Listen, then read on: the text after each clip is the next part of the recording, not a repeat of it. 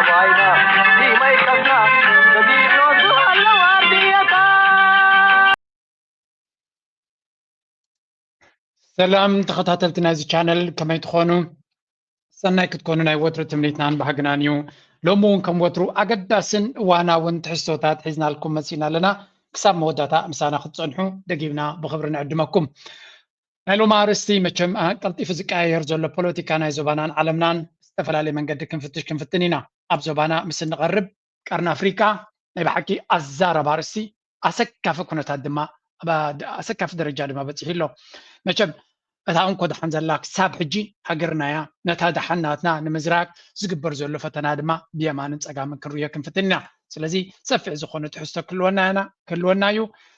بعمقت بزح زبحال زلو كنركن فتنينا لايك جبرو عند لايك مقبارة ترسو شير جبرو حنسابين أنا زخاخركم أنا يهوب ساعتكم دماء نتسرح وهم تحجزوا حجي قد من عبد بوتا متهونا سلمنتاي بقرن أفريقيا خمس فوكس رخيب لهم طريقة بعبيتهم عبيت حيلتات أب منتاي سلتس أميدهم زلويو نزو كلنا يكونات دان كيرادما تقداسنا زي ركب زلو كاويز بقس مجمريا بزن جمر كسع كندي تمتفنان تبلاشيهم زلو. Balance is shifting fast. The world is moving towards a dangerous and predictable trajectory. A nuclear weapons control treaty between the United States and Russia has expired. The Pentagon says the United States and Russia are working to re-establish high-level military-to-military dialogue, but the rules of the game seems to have changed.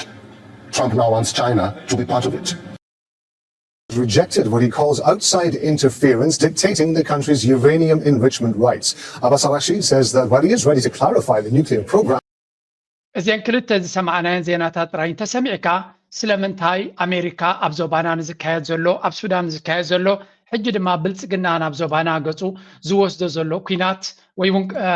ዝሃርሞ ዘሎ ከበረ ኩናት ብፍጹም ተገዳስነት ዘይብሉ ንክትብል ንክትርድኦ ይሕግዘካ ስለምንታይ this is a very interesting time ምክንያቱ ኣብዚ እዋን እዚ ኣሜሪካ بخل جنبارات كبيد زخونة بده قت إموالو بخل جنبارات يزبل لكم زلوا أتي مسراشة زجبر زلوا كينات زخونة يكون نجر كبت عاي تخالن كيناتنا يوكرين معركة دي أمريكا كتعص وتفتنا لا عاي تخالن سلزي there's a big difference أبو نبوتين نبحد معلبة كبت هو زي مخالهم كابوز جدده دما انتهي نرلنا كابوز جدده China أزيها بغلط فتعب كم زلا إنا نرزلنا ናይ ኒኩለራዊ ዲል ኣብ መንጎ ራሽያን ኣሜሪካን ዝነበረ ኣይንደልዮን ኢና ኢላ ኣሜሪካ ምክንያቱ ካብ ራሽያ ንላዕሎሚ ቻይና ተገድሰና እንድሕሪ ቻይና ኣብቲ ናይ ኒኩለር ንኸይነፍሪ ተፈራሪምና ዝነበርና ዘይተኣቱ ኮይና ከም ድሌትኩም ሓደ በብዓቕሙ በብሽጣሩ ሻሕበል ኢላ ኣላ ስለዚ ቻይና ራሽያ ነቲ ገይም ብድሕሪ መጋረጃ እናተፃወቱ በቲ ሓደ ናይ ቴክኖሎጂ ክኸውን ከሎ በቲ ገለ ቻይና تشغلة نيران أمريكا بيزت كبران نيران بوتا دراود مراشة حجي اتكونتات أمريكا كل التجمبارات نفسهم موازيهم قد جفت جمبارات كتواجههم سلزي قالت نعقل سبت قعزينا نرزلنا سلزي this is a very interesting أبز حجسي ناي بحق زجرم كونتاتي أمريكا نخالو قال من قدي ولا إيرتران إثيوبيان ولا بلتقنا فحبتني توك ساعة كندو تقدر سنة كم زي بالله كابزي خاطري مهنيات أمريكا ببزح من قدي تجني خلا نامريكا كتقاصر زي تخل كونتات يقاتي موازلو إذا خانتاي زريكا أمريت يكون بسماي تمساسالي بده يزقطمون زلو إذا ناي كولر قداي زخون نجر كقبرو يقالون لأن كانت راي نامريكا أويات أبزو سمعو زي بعلاتهم زوالوي Signed in 2010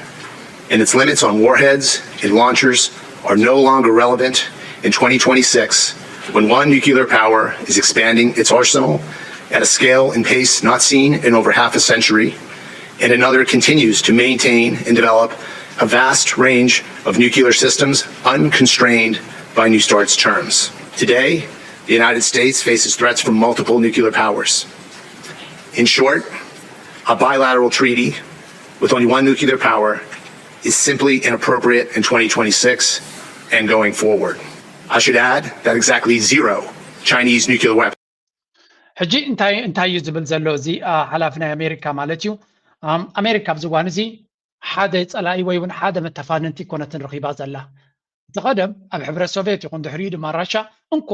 ምስኦም ትወዳደር ዝነበረት ሃገር ብኒኩለራዊ ይኹን ብካልእ ሕብረት ሶቪየት ድሓር ድማ ራሽያ እዩ ራሽያ ድማ ብቁጠባ ብፍፂሙ ክወዳደሮም ዘይክእል ብቴክኖሎጂ ድማ دارجا تقوم زي كونه دحن زخونه بايز الله وجن مس امريكا زودادر ايكونن صلواناتو كاله نغراتو دما نامريكا تشاينا راشا بونكو بتنا نيكولر كوسر ترايت حلفان براب كاله ايتس غوبنيا نيرا نتت فترلهم زنبر سقاد دما بمخنيات نا يوكرين غيروم نقطبا ولاون لوجيستيكا عقمناتا دك داخموا فتينوم كم تزحسبو غنا كدلومن اندستريال بيز ناتهم كم بحدش كم زحيل غيرومو سلازي بقطبا غن زاكل مدخان فتيروم لا غدان عصوان غيرومون اندخيم مالو نراشا مالتي اتزاغم امريكا زلوا كل اصوارات اما خازينو زنبره كالو كل تدقيبا نراشا كتدخم بيوكرين تقيماتلو تريف زنبره ما اسرائيل وسيدا نقازا ادم سيساتلو بقمت على مناب ايران ناب كالن تقيماتلو سلازي امريكا مخازينو نا اصوارا دارغا بعب كفال غديللو እዚ ከምዚ ኢሉ እናሃለዎ ከሎ ኣብዚ ኩሉ ኩናት ብገንዘባን በፅዋራታን ተፀሚዳ ከላ ቻይና ዝበሃል ብቅፅበት ክምዕብል ይርይዎ ኣለዎ ስለዚ ምስ ራሽያ ዝተዋዓልናዮ ኒኩለርና ከነማዕብል የብልናን ዝብል ትርጉም የብሉ ምክንያቱ ካብ ራሽያ ዝኸፍእ ቻይና መፂና ስለ ዘሎ ስለዚ ንቻይና ኢና ክንወዳደር ዘለና እቲ ዝዓበየ ፀገም ድማ ክልተ ዓበይቲ ኒኩለራውያን ሓይልታት ኣብ ሓንቲ ግዜ ይፃበኡና ኣሎ በዚ ራሽያ በዚ ድማ ቻይና ክልቲኦም ድማ ቃል ኪዳን ዝኣሰሩ እዮም ኦርጋናይዝድ ኮይኖም ድማ አንፃርና ይኸዱ ኣለዉ ስለዚ ኣሜሪካ ኣብ ከምዚ ኩነታት ከቢድ እዩ ኢራን ብወገና ንኣሜሪካ ለንቀነ ኣብቲ ኔጎሲሽንስ ምሳኻትኩም ንሚሳይላትኩም ንገሊኹም ተቆፃፀሩ ትብልና ኣይንቕበሎ ኢና ኣብሶሉት ሪጀክት ጌርና ኣለና ኢላ ድማ ሳኻ ነፍሱ ዝኻለ ድማ ንኣሜሪካ ፀቕጢ ዝፈጥር መልሲ ሂባ ማለት እዩ ስለዚ ኣሜሪካ ኣከመይ ዝበለ ክርፍስ ናይ ዝተፈላለዩ ሓይልታት እያ ዘላ እቲ ዘገርም ኣብ ኒኩለር ጥራይ ኮነንት ዘሎ ፀገም ይብል ዘሎ ሓደ ካብዚ ዘገርም ረእይዎ ኣብ መሬት ጥራይ ዘይኮነ ቻይና ኣብ ሰማይ ድማ ከመይ ትፃወተሎም ኣላ ረእዩ This satellite image of the moon. You can still see tracks in the dust and part of the capsule from the last time humans were there. I tell you, it's time to go fast. That was Apollo 17, more than 50 years ago. The final mission in the space race that put man on the moon. እዚኣ ዛንታ እዚኣ ትፈልጥዋ እንድሕር ኮይንኩም ብጉዳይ ዛንታ ናይ ኣብ ወርሒ ኣብ ሞዳታ ሱሳታት ዲ መጀመርያ ሰብዓታት ኣሜሪካ ናይ ኣሜሪካ ኣስትሮኖመርስ ናብ ወርሒ ከም ዝበፅሑ እዮም ዝንገር እጅዚ ዘረባዚ ወላ እኳ ኣሜሪካውያን ካብ ብዙሓት ኣብ ምልክት ሕቶ ዝእትውዎ ኣለዎ ስለምንታይ ኣብ ሱሳታት ዝገበርካዮ በቲ ናይ ሽዑ ዝነበረ ቴክኖሎጂ ኣብ ሰብዓታት ኣብ ሰማንያታት ኣብ ተስዓታት ኣብ 2010 2020 ክትደግሞ ዘይምኽኣልካ እንታይ ዝነግረካ ሓደ ነገር ቀደም ጌርና ነርና ሕጂ ግን ኣይገበርናን ክብሉካ ከሎ ብዙሓት ሰባት እቲ ቴክኖሎጂ ይኹን ኩሉ ዓይነት ሳይንስ ሎሚ ዝምዕብል ስለዚ ኣብ ሰብዓታት ዝገበርካዮ ክትደግሞ ዘይምኽኣልካ ናይ ብሓቂ ጌርካዮ ዲኻ ኢሎም ዝሓቱ ሰባት ኣሎ ድሓን በቲ ናቶም ፋክት ከም ዝገበርዎ ጌርና ንውሰዶ ብዝኾነ ኢሎን ማስክ ኣብ ዝቐረበ ናይ ኣሜሪካ እንኮነቲ ናሳ ዝበሃል ዓቕምናቶም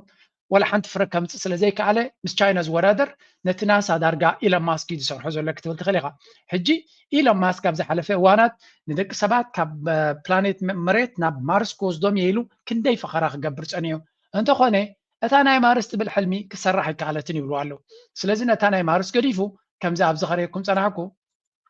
لأنك أنا دوسات حفتي أزيا ناب مارس حسيبنا يزنا برنا بزخوني يقول من قديت أطوع بيلنا لنا عند علامة حجي نابور حجرنا لنا يبلالو أبزنز مسألة 10 عام دما نابور حجزنا كن كيد كنفتني بلالو زيا حنت أوريدي شفت أيام زلوا زلوا مهنياتو بزح إنفسترات نابور نمارس خيد مخانو تا سبيس إكس عبيز الناي فتيرو لانيرو مع السؤال تاتم فيديو تاتنا سرحة جيجن كموترو إلى ماسك عبيت نجاراتي مبزعزات تحرجن قدل زبالة يزجبر نتكلم بانجن نتناتو ماركت كابيتاليزيشن سماي سقيل والله بزخانة إلى ماسك دي كومجير ولا أمريكايا نبور حجدن كن كيد على نايلاتو زفلت يلا المغنياتو سلمت أيزنا جرات زياريكم الله مسيلكم لك مستنا أسوار ودرنا يعني كلنا بقول له China نورحي dominate كجبراس للجمرة listen أبزي. It was billions of dollars, and President Nixon at the time pointed out the Soviet Union. And in 2013, China landed an unmanned craft on the moon, which nobody had done since the 1970s. Soon, the US was paying attention. The directive I'm signing today will refocus America's space program on human exploration and discovery. China have made it clear that they want to emulate the US success. كم تري وزلهم أمريكا انتصنا بورح بس حمدي ما يبصحون كلا رستو قينو China جنب بتخكل بس حزمة روبوت ناتو ماريومنا أبور حبس حمد رايدي كونسي اتزرع حق كفالنا يورحي كابو خيدوم كابو امني يكون كل نجارات رنجارات بتناتهم روبوت كيروم كابو انتيوم ኣብ መሬት ኣምፂኦም ሳይንቲስት ናይ ቻይና ይመራመርዎ ኣለዉ ነዚ ሳይንሳዊ ካብ ወርሒ ዝመፀ ማቴርያል ንኤርትራ እንተሓቲታ ክብዋ ይኽእሉ እዮም ንመን እዮም ኣይንህቦን ኢሎም ንኣሜሪካ ይንህባን ኢና ኢሎም ናይ ብሓቂ ዘገርም እዩ ንኩለን ሃገራት ናይ ዓለም ምስ ቻይና ብቐረባ ዝሰርሓ እዚ ካብ ወርሒ ዝመፀ ነገር በዓልኩም ምርምር ከተካይድዎ እንተኮይንኩም ግን ንኣሜሪካ ከምዘይትህብዎ እንድሕር መሂልኩምልና ዕድል ክንበኩም ንኽእል ኢና ኣብዚ ቦታና መፂኹም ክትጥቀምሉ ትኽእሉ ኢኹም ንናይ ኣሜሪካ ሳይንቲስት ግን ኣይነፍቅደልኩምና ኢሎሞ ምክንያቱ ኣሜሪካ ኣብ ብዙሕ ነገራት ይዓፅዎም ስለ ዘለው ብዝኾነ ኣሜሪካ ብቻይና መርሕነት ክትምራሕ ስለ ዝጀመረት ክወሓጠሎም ኣይከኣለን ዳርጋ ናብ ፅላለ ገፁ ክወስዶም ጀሚሩ ኣብዚ ግድን ክንሰዓር የብልናን ዝብል ዘረባ ድማ ብየማንን ፀጋምን ይስማዕ ኣብዚ ከስማዓኩም እየ ክሳዕ ክንደይ ከም ዘማርሩ ዘሎ ኣሜሪካ turn humans to the moon in the coming years. America has a multi-stage project to do that called Artemis. Hydrogen burn-off igniters initiated. The first step was an unmanned orbit of the moon in 2022. Four-stage engine start. In step 2, astronauts will orbit the moon for the first time. Their unplanned is slower Appetite for risk back then was in many ways the Apollo hundreds of times. called the Space Launch Soon. Astronauts on the moon. Fire. It is developed to land American astronauts on the moon. Fire. It is extraordinarily complex. It is highly unlikely. እዚ ከም ንሪኦ ዘለና ኣሜሪካ ናይ ግድን ኣብዚ ውድድር እዚ ክሰዓር የብለይን እያ ትብል ዘላ ናይ ግድን ምክንያቱ ኣብዚ ውድድር እዚ እንተተሳዒርና ተወዲዩለ ትገይም ቻይና ኣብ መሬት ከም ዝፅብለልና ፀብለልትነት ተርኢ ዘላ ኣብ ቻይና ዘሎ ፀጋታት ኣብ ቻይና ዘሎ ማዕድናትን ካልእን ኣብ ወርሒ ዘሎ ፀጋታት ቅድሜና ክትጥቀመሉ እንተጀሚራ ኣብ መሬት ንዘሎ ሬር ኤርት ማቴርያልን ካልእን ዶሚኔት ጌራትና ዘላ ኣብ ሰማይ ዘሎ ዓቕሚ ተጠቂማ እንታይ ክትገብረና ከም ትኽእል ስለዚ ናይ ግድን ክንዕወተሉ ዘለና እዮም ዝብሉ ዘሎ ስለዚ እንታይ ኢና ንርኢ ዘለና ኣሜሪካ ካብ ቻይና ከቢድ ብድሆ ገጢምዋ ከም ዘሎ ኣብዚ እውን ንኣብነት እቲ ናይ ቻይና ፕሮግራም ክሳዕ ክንደይ ከቢድ ከም ዘሎ ንክቋፀርዎ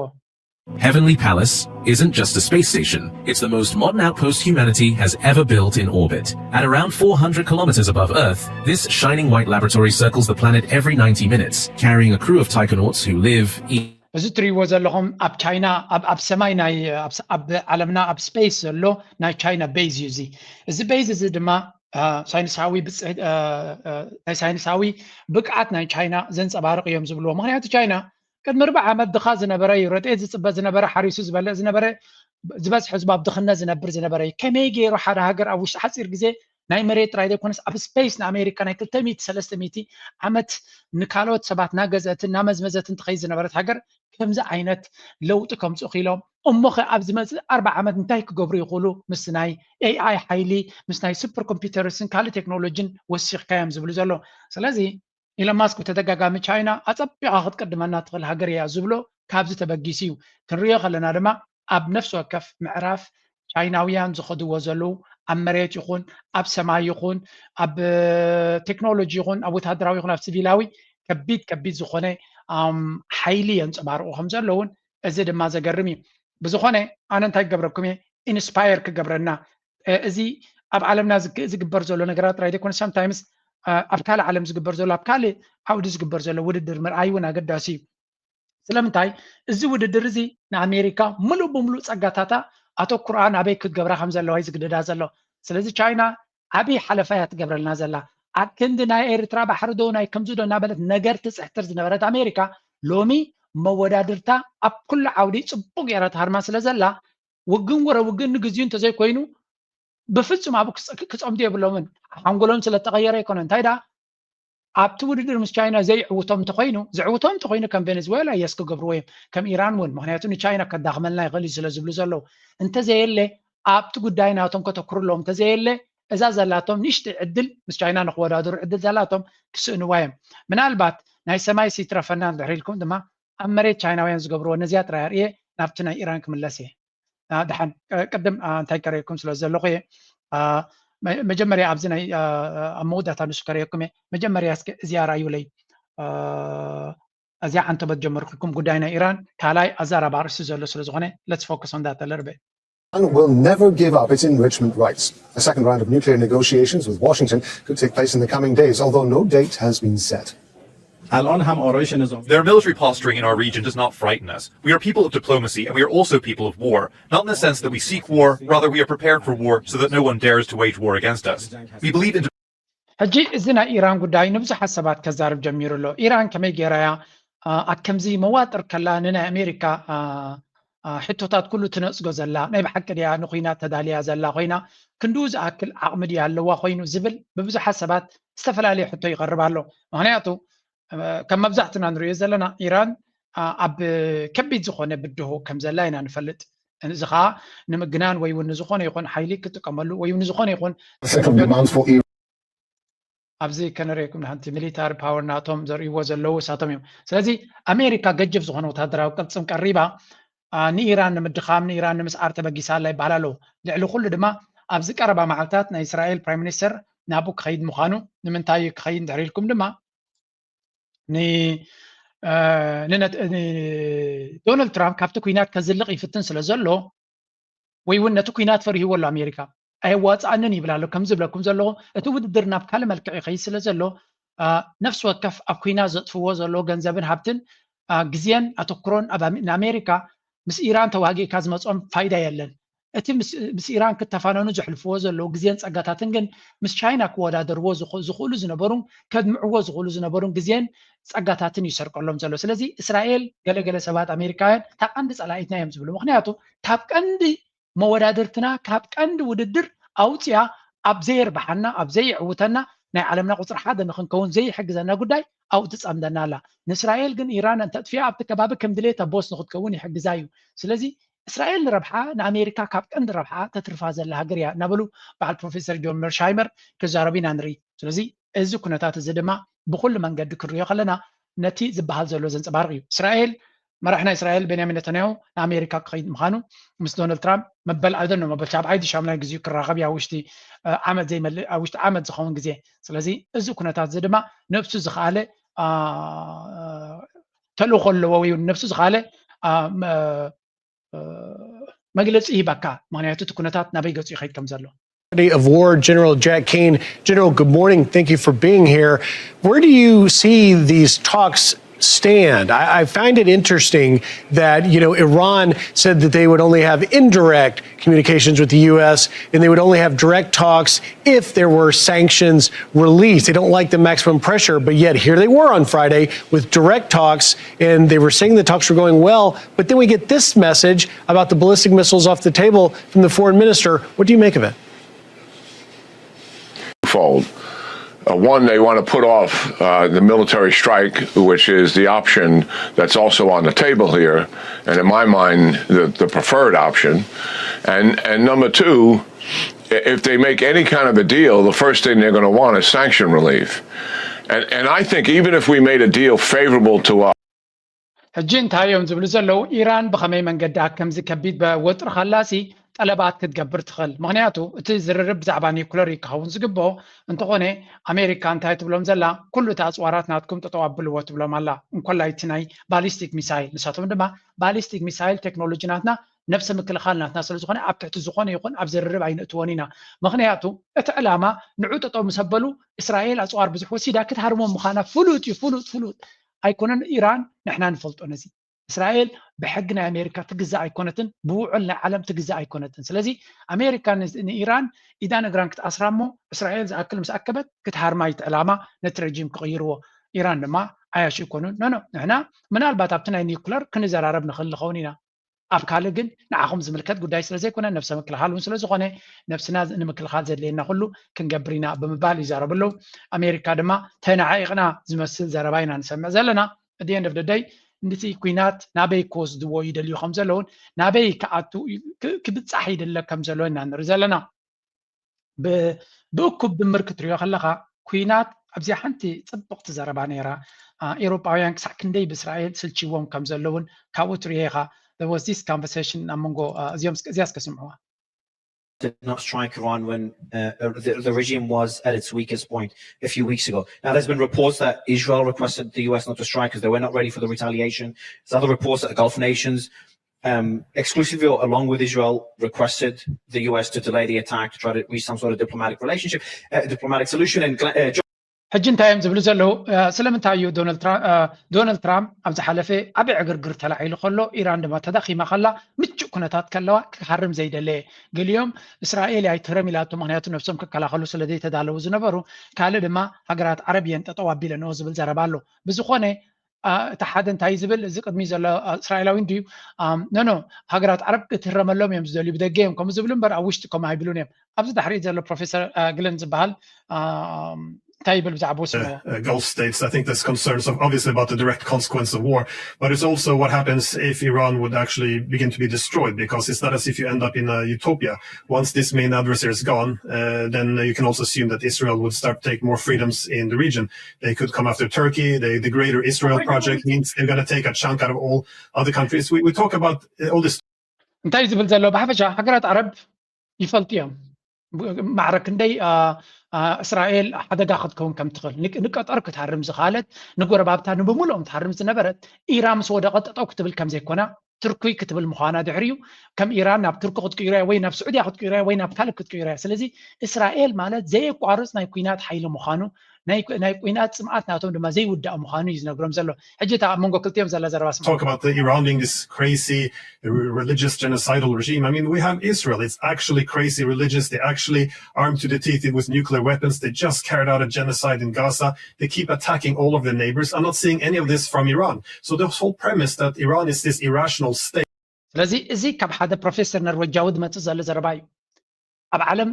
ኣብ ኢራን ሓደ ከምዚ ሰይጣናዊ ስርዓት ከም ዘሎ ጌርካ ዝዝረብ ሓሶት ናይ ብእስራኤል ዝተሃንደሰ ድራማ ከም ዝኾነ ምክንያቱ እቲ ጀኖሳይዳል ወይ ከን ሕማቅ ክገብር ዝኽእል ንሕማቅ ክገብር ድሌ ዘለዎ ጥራይ ዘይኮነስ ብተግባር ንዓለም ዘርአየና ኣብ ቀዛ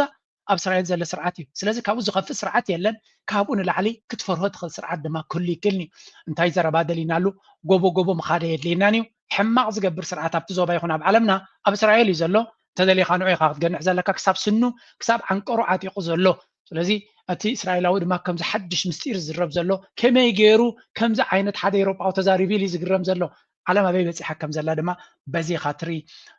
እዚ ኩሉ እናተገበረ ከሎ ኣብ ዓለም ብኒውክለር ድዩ ብገለመሊ ድዩ እናተበፃበፁ ከለዉ ቻይናውያን ዝገብርዎ ዘለው ናይ መወዳእታ ኢንስፒሬሽን ክበኩም እየ are making American engineers question everything they thought they knew about futuristic design. You're about to see 10 hotels that look like they were beamed down from the year 2125. These aren't concept renderings or fantasy projects. They're real, they're operational, and guests are checking in right now. እንታይ እዮም ዝብሉ ዘለዉ መሲልኩም ኣብዚ ሆቴላት ናይ ዓለምና ንርኢ ነርና ቀደም ሂልተን ዶላ I don't know ዝተፈላለዩ ሆቴላት ኢንተርኮንቲነንታል ዲኻ ክትብሎ ኣብ ዓለም ክዘውር ከለኻ ማለት እዩ ወላ ማሪዮት ሆቴልስ ዲ ወላ I don't know ግራንድ ሓያት ዝተፈላለዩ ሆቴላት ብራንድስ ክጠቅስ ትኽእል ኢኻ እቲ ተገዛውቲ ናቶም ድማ ኣብ ዱባይ ዘሎ እቲ ዝበለፀ እዩ ዝበሃል ኣሚን እዚ ኣብ ቻይና ንሪኦ ዘለና ግን ኣናዘር ሌቨል ካልእ ሌቨል ናይ ኢንጂነሪንግ እዩ ዝረአ ዘሎ ኣብ ዓለምና ከምዚ ዓይነት ህንፃታት የለን ኣርኪቴክቸር ኣብ ከምዚ ደረጃ ኣይበፅሕናለ እዮም ዝብሉ ዘሎ ስለዚ ናይ ብሓቂ ኣብ ቻይና ተበፂሑ ዘሎ ኢንጂነሪንግ ኬፓቢሊቲ ዓቕሚ ይብሉ ኣለዉ ኣነስ ዝብል ዘለኹ ሓንቲ ካምፓኒ ናይ ቻይና ሲ ወላ ገለ ተለቂሕና ኣምፂና ሲ ሓደ ናይ 2 ሚልዮን ገዛውቲ ክቕመጡሉ ዝኽእሉ ኣብ ሓደ ደሴት ኣብ ሓደ ቦታ ክሰርሑልና ምስኦም ዲል እንተንገብር ኤርትራ መሓለፈላ ባህላየ ሕልምና እንተይንስ እዩ ኣይ ሪሊ ሆፕ ኣብ ገለ ግዜ ክብፅሓና ምክንያቱ there's no one ኣብ ዓለም ንከምዚ ዓይነት ብቅዓት ብዝወሓደ ዋጋ ክገብሮ ብዝወሓደ ባጀት ክገብሮ ዝኽእል there's only one country ቻይና ክትገብሮ ትኽእል so whatever it takes ኤርትራ ብዘለዋ ፀጋታትን ገለን ዲል ጌራ ንህዝባ ንሰራዊታ ልዕሊ ኩሉ እዚ ኩሉ ኣብ ግንባራ ዘሎ ክንካሕሶ እንድሕር ኮይና مزيوم هاجر كم زيوم حجين اليوم زلنا هوتيلا ديكونه جزاوتي بحسر من جدي إيرتراو كله وفايل زقم مطلون خنجبر I hope حدا محلت مزيوم معناته I am always blown away مروخا نعلم سي بعمير ييز بلا أنا بسويس نبر سويس أبتا ما قريب كم زعينات جزاوتي كل حسيب نايد فلتنينا تسميلي أبزي جزاوتي حدش يسرع يجد nowhere close to this مزوز ودا درا يكونن كابز عالم زين تشاينا ندحر خيط كدارجا كاب أفريقيا ناب حدا معبول عالم كم زاء تخا خويني تسمع كم زبلو مغنياتو تكنولوجي ناتهم التفافلاناتهم التقاقماناتهم إنترنت ناتهم everything كابزين إحنا زلنا يبلش يزبال I can't wait حدا معلتا بتشاينا خيط جن again جزير رهب كلنا لهم تي مخداي مشجرين يرم جزير رهب كلنا له there will be time for it زيادة جن نزيك تريو خلهم بزعبا تشاينا زلنا أطمامتا نغير نا تشاينا فلويت في زخونا يبلوكم يلهون أطمامتا نا بيزنس مسعي كنرخلنا مس تشاينا ترحبا بيركا بيزنس ناتكبقلخا كل نقراتك كتفطرو تدلي مس تشاينا حسابات يكون كالي نقرات كابو كتوسط فتن يخبل كاز دلي كم تري وزلهم أمريت يكون أب قلة كال زيجي سبيس شيبز بحال أب هوليوود نريز نبرنا يزقل هوتيلات كوين حجي سيرفيس هبزلو بعالم يمزبلو وزلو درو تسريح توديوسي سبزت كمال زقل قالوا زلو هوتيلاتنا نرزلنا سلازي بزي آتوم كتقرم بزح زقرم كنتات كم زلو ما بتعدي إنا نرزلنا كاب بحر بيش الفاد ما يمزبلو وزي كاب بحري بيش الفات راي هوتيلات راي سلازي تقري زي نارانا كنقبر لنا عالمنا بي كم زلهم فلت مودة تلبواناتي أمريكا قال من قد قريبا نابزك تتكور تقدر الله لي تم حالتن مش تشاينا كتودادر الله ان تشاينا خسر الله زمالة دما أكايدوم نقيرو لبيمو ما يكون أكايدوم نقيرو سقددوم مدرخ متسيلو نا أمريكا بوتا دما نا أمريكا تحساسو بازو وصدو حدا قنياتات نابزو بانا متسيمالو حجي ناباتهم Really looking for a dialogue. What if a letter could mean both peace and war? What if diplomacy sounded like a warning but offered a door to dialogue? Because right now Ethiopia has sent exactly that message to Eritrea. And what happens next could shape the future of Horn of Africa. Hello and welcome. I'm Mira Damta and this is Analytica Today. Rising again. Border frictions, proxy accusations, military posturing. But on February 7, 2026, Ethiopia made a move. A formal letter from Foreign Minister Gideon Timotheos to Eritrea's Foreign Minister Osman Saleh. On the surface, it calls for dialogue. But on the inside, it... كم تري وزلهم زيوم سبات زوم قربيتنا كل جزء نجر متحترو مخانم تبو غيرنا إن نفلت أبزي تي استبحال زينا أبي أرستي خوين زلو let's look into علم تايت بلا الله بزين جمر لأن الخلاف دوما بين إريتريا وإثيوبيا هو الخلاف أيضا على الموانئ البحرية وذلك بعد استقلال إريتريا عن إثيوبيا سنشاهد الشكل التالي بالنسبة لهذه الخريطة. هذه هي إريتريا، هنا تقع إثيوبيا، وسنلاحظ أن كل الخط الساحلي هو في حوزة كم تري ودلهم زي بلتقنا سددو ددابي منجنا كل عين زينا يقينو درجة نتنيو سايكل بستفل عليه من قدي أبلغ يا بيلو زخان تايزريكا هذا كابتي زلنا يوم مدرخ حقا حسوتن بزي قدس اتقالتي في زوز حبريتا نتي نيو سايكل ويون نتنا زينا علم ناي مبكال ويون ناي مثلاو عقمل لو إيرترا إسرار 4 ساعات دحيرة نتي إذا كسزي حسوتن لخبطنا يكريكم بمبالا اتهم زي صحافو كتريهم كلها أزيوم دروتاتيوم سلازي حدا جزء immediately تنيوس كوز خلو قلتيف كرياكت مقبار عبس الوايز اللو مغنياتو اتي إثيوبيا زخصصتو ستقامت اللو قانقوا انتاي فتيوريز بهالزلو بتخكل ورار كتقوج كوينات كتقوج كم زلخا تتقام الليو اتي كسدما إيرترا عابق سجيرا خمزلان نزل ربازي بحتر زبالة من أكيدو تزاريب اللو مسيلكم جوار نزل دايزي بستفل عليه من قدن ديو ملستواهي بوزلو جوار نزل دايزي بخمي مليسوا مسيلكم let me find that one حدا كابتوم بزو حسابات نيوم دملسو لزلوغن بزحف نتي نتا ارتيكل تيا just one second كباكمي okay back to the letter جوار انتهي لنيرو بزحات كمان نزل سبزي تناي نوبل بيس برايس نبرو نوبل وور برايس بمبال كتكيهم له نعوت مت عندما سانيرا ابزا دبداب بزيا انتهي تتكيم له ابي احمد نزبل نجوار صحف تنري I have reviewed with the letter from Ethiopia's Minister of Foreign Affairs زي صحف وزلو دبداب هي له هو بلالو نتي نبي إيرترا نمنيسر جاتو صاينا إيرترا سددو and I understand it as a serious warning زد دبدابزي حدا أقدس ويون برتع زخانة مت أنقطع كمدما نكوينات كتوج قد ما كنت نكوينات أواجون نيرترا دما بمنتهي خسارلو أبزن كربا معلتات سراويت نيرترا أوش إثيوبيا كم زلون منقصاصات يقبر كم زلون بنتصور كحبر دما نورث إيسترن بوردر ስለዚህ ሰሜናዊ ምብራቅ ዶብ شحات كيلومتر يزلنا الجزيرة انتاير نير ريخم مدو أبزي انتاير تاع الجزيرة ريخم أبي بوتاي دزارب زلو اتدوبنا إيرتران إثيوبيان هذا 1000 كيلومتر زخون رحقات زلو يتدوب سلازي exactly أبي زلو تكس زبال زلو فيك ويكا زي نصور كسي يمسرد كم زلو بزو حتى زاري بوميم كالي أبزي تماليشن تايبل أبينا exactly northwest كمودما كمون وتهدراو منقسقاسات ويكا حبراو وتهدراو منقسقاسات مس سميناو معراب دوب ناي إثيوبيا مس كالوت عطوقات حيلتات ركب يقبر كم زلو قليص مالهم إذا زي نازي if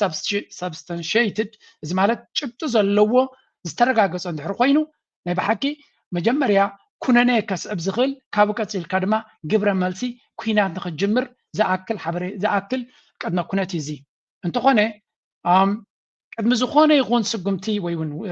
كنا وي كاله مغباروتي نا إثيوبيا منغستي ناي بحكي حلافنته تسمعيو exactly ابي يزكاي زلو سلازي ابيناي كفال precisely بنصور ابيناي كفال ناي تدوب ابيناي وردا ابيناي عدي ابيناي بوتا انت هايچب تخلكا عد قصوع تخليقا ابو سراويتنا إيرترا ينقسقس كم زلو انتاي كم ما جيوغرافيك كم ما امبريساس نسوز تقملو زلو حفاش اكب زباله نجر وسيتكا زدل نجر بروباغندا نمنفح زتقملو كم زلو امبر اكزاكتلي ابيناي كفال ايكم عينت كنتات زكايد زلو نزي كنصر خلالو اتكوينات تكايد نبحكي اتز بحال زلو نجر اغاطيو من تخوينو بو مطنيخا كتلقعو تخل نتي زبلو وزلو ناي بحكي إيرترا كم زي وعلى تفلوت انديو دارجا زبس إيرترا ودفلطيو لأنه خلت عمت العليو زخون كويناتن ورا كويناتن زو وجود تصنحون الساميام إيرترا كساب حجي بزعبا كوينات يكون بزعبا زخون يكون تزاربتي بلان برقص تبلتقنا زتقاملو زلو قانقوانا كايدان بزح صلاون بزح زفره نغا بزح اسكاف كونتات محبرسب عالمي يزبلكم إيرترا يكون إيرترا لمي نازل نايزي there's nothing new here كابلتقنا أبزي وانزي بفلاي نزا حبريتا زيا نزم نسمع نزم السمعنا نبلوز نبرنا تاينيرو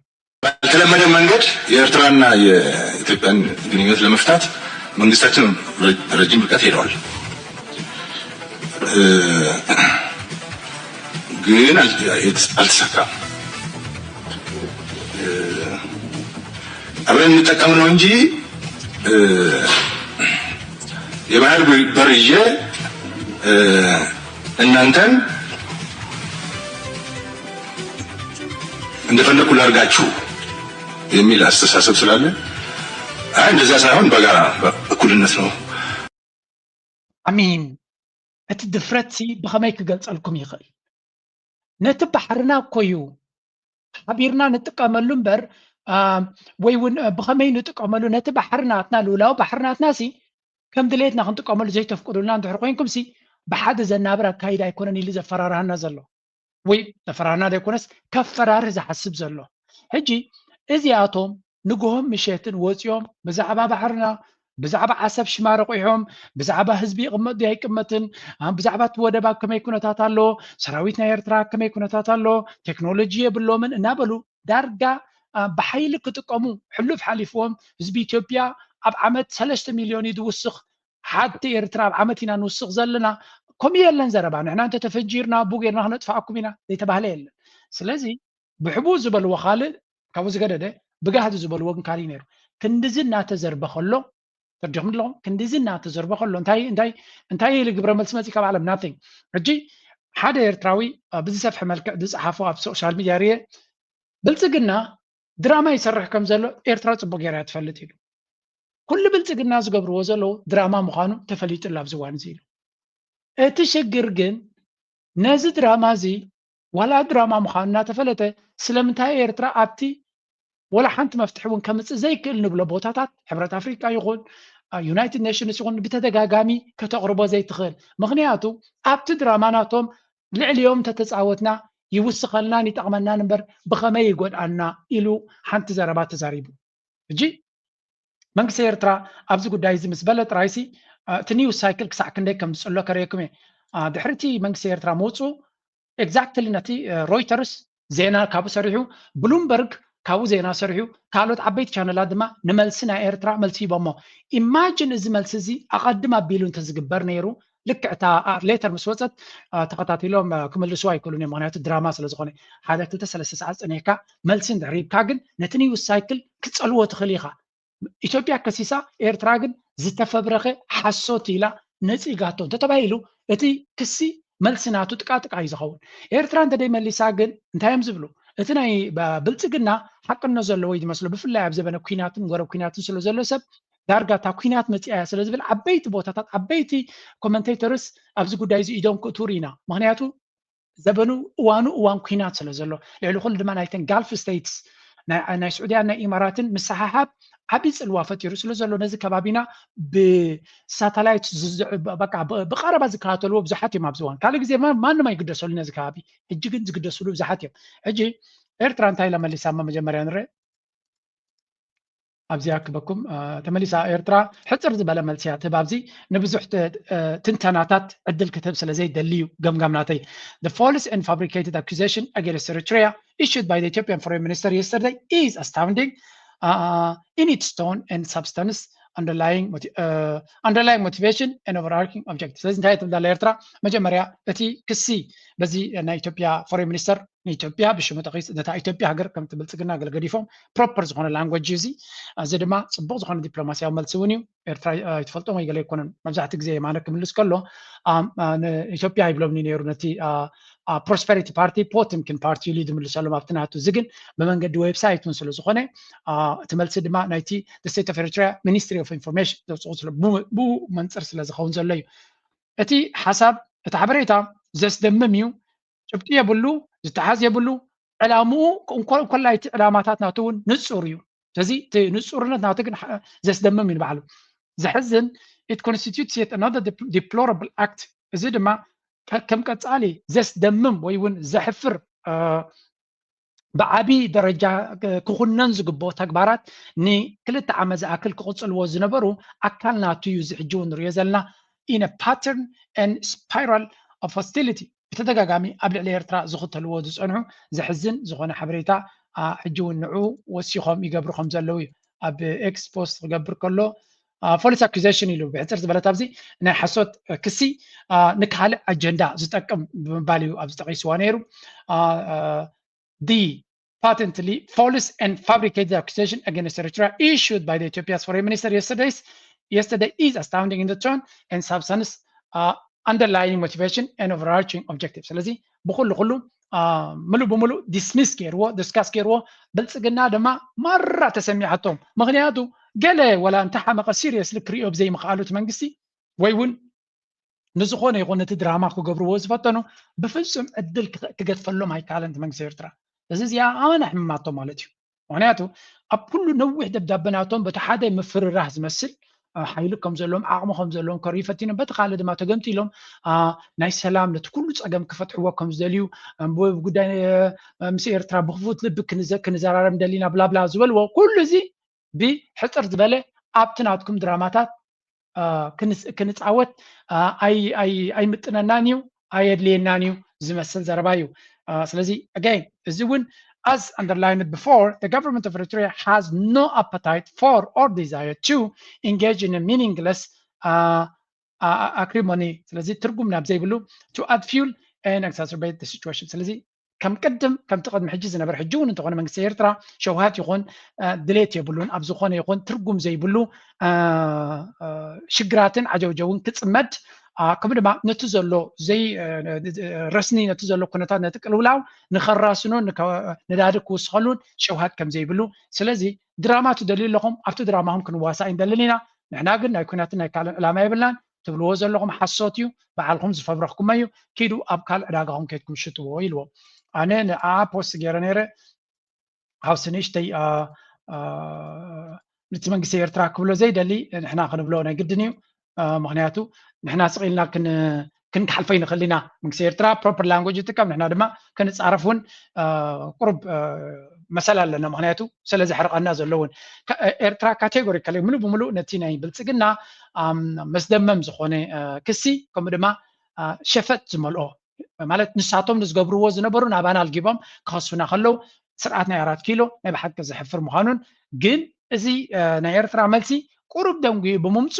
እቲ ሓሶት ናይ ብልፅግና ነቲ ኒውስ ሳይክል ዶሚኔት ንክገብሮ ኣፍ ደገ ከፊትኩምሉ ስለዚ ኤርትራ ብዝተኻለ መጠን ቅልጥፍ ኢላ ነዚ መልሲ እዚ እንተትገብሮ እውን ዓብ ለውጢ መምፅእ ድሮ ኣብ ምምፅኡ ምስ መፀ እውን ገለገለ ዜናታት ክሰርሕሉ ክኢሎም እዮም ብሓፈሻ ግን ፒኤምኣቢ እንሂዝሎ ብልፅግናን እቶም ናቱ መራሕትን ኩላቶም ኣንጻር ኤርትራ ንነዊሕ እዋን ናይ ኩናት ቀስቃስ ክገብሩ ፀኒሖም እዮም እዚ ድማ ንኣብነት ንኤርትራ እንታይ ኢሎም ከስቡ ኣለዉ ኒ ዕጡቃት ሓይልታት ኣብ ኢትዮጵያ ዘለዉ ትዕጥቕ ኣላ ይብሉ ኣለዉ ኤርትራ ክትዕጥቕ ከላ ዝረኣያ የለን ወይ ቪድዮ ዝተቐድሐ የለን ብልፅግና ግን ነቲ ናይ ዓፋር ሓይሊ ካብ ኤርትራ ንኤርትራ በቲኑ ናይ በይኑ ሃገር ክገብር ዝደሊ ዘሎ ሓይሊ የሰልጥኖ ሰሚናራት ናቱ የግብረሉ ወታደራዊ ሓይሊ ናቱ ከመርቕ ከሎ ድማ የርኢ ኣሎ እዚ ክክሰስ ኣይግባእን ኤርትራ ነዚ ክጠቕሶ ኣይግባእን ኣነ ብናተይ ይግባእ ባህላየ ወላ እውን ዓቕሚ የብሎም ለየም ኢለ ኣለኹ ኣነ ዓቕሚ ዘይብሎም እዮም ግን ስለምንታይ ንማሕበረሰብ ዓለም ክንነግር ዘይንመርፅ ነቲ ዘለና ኣብ ልዕልና ዝጋጠም ዘሎ ወላ እውን ንእሽተይ ዓቕሚ ይኹን ወላ እውን ወላ ሓንቲ ትርጉም ዘይብሎም ትኾኑ ሽም ከይንህቦም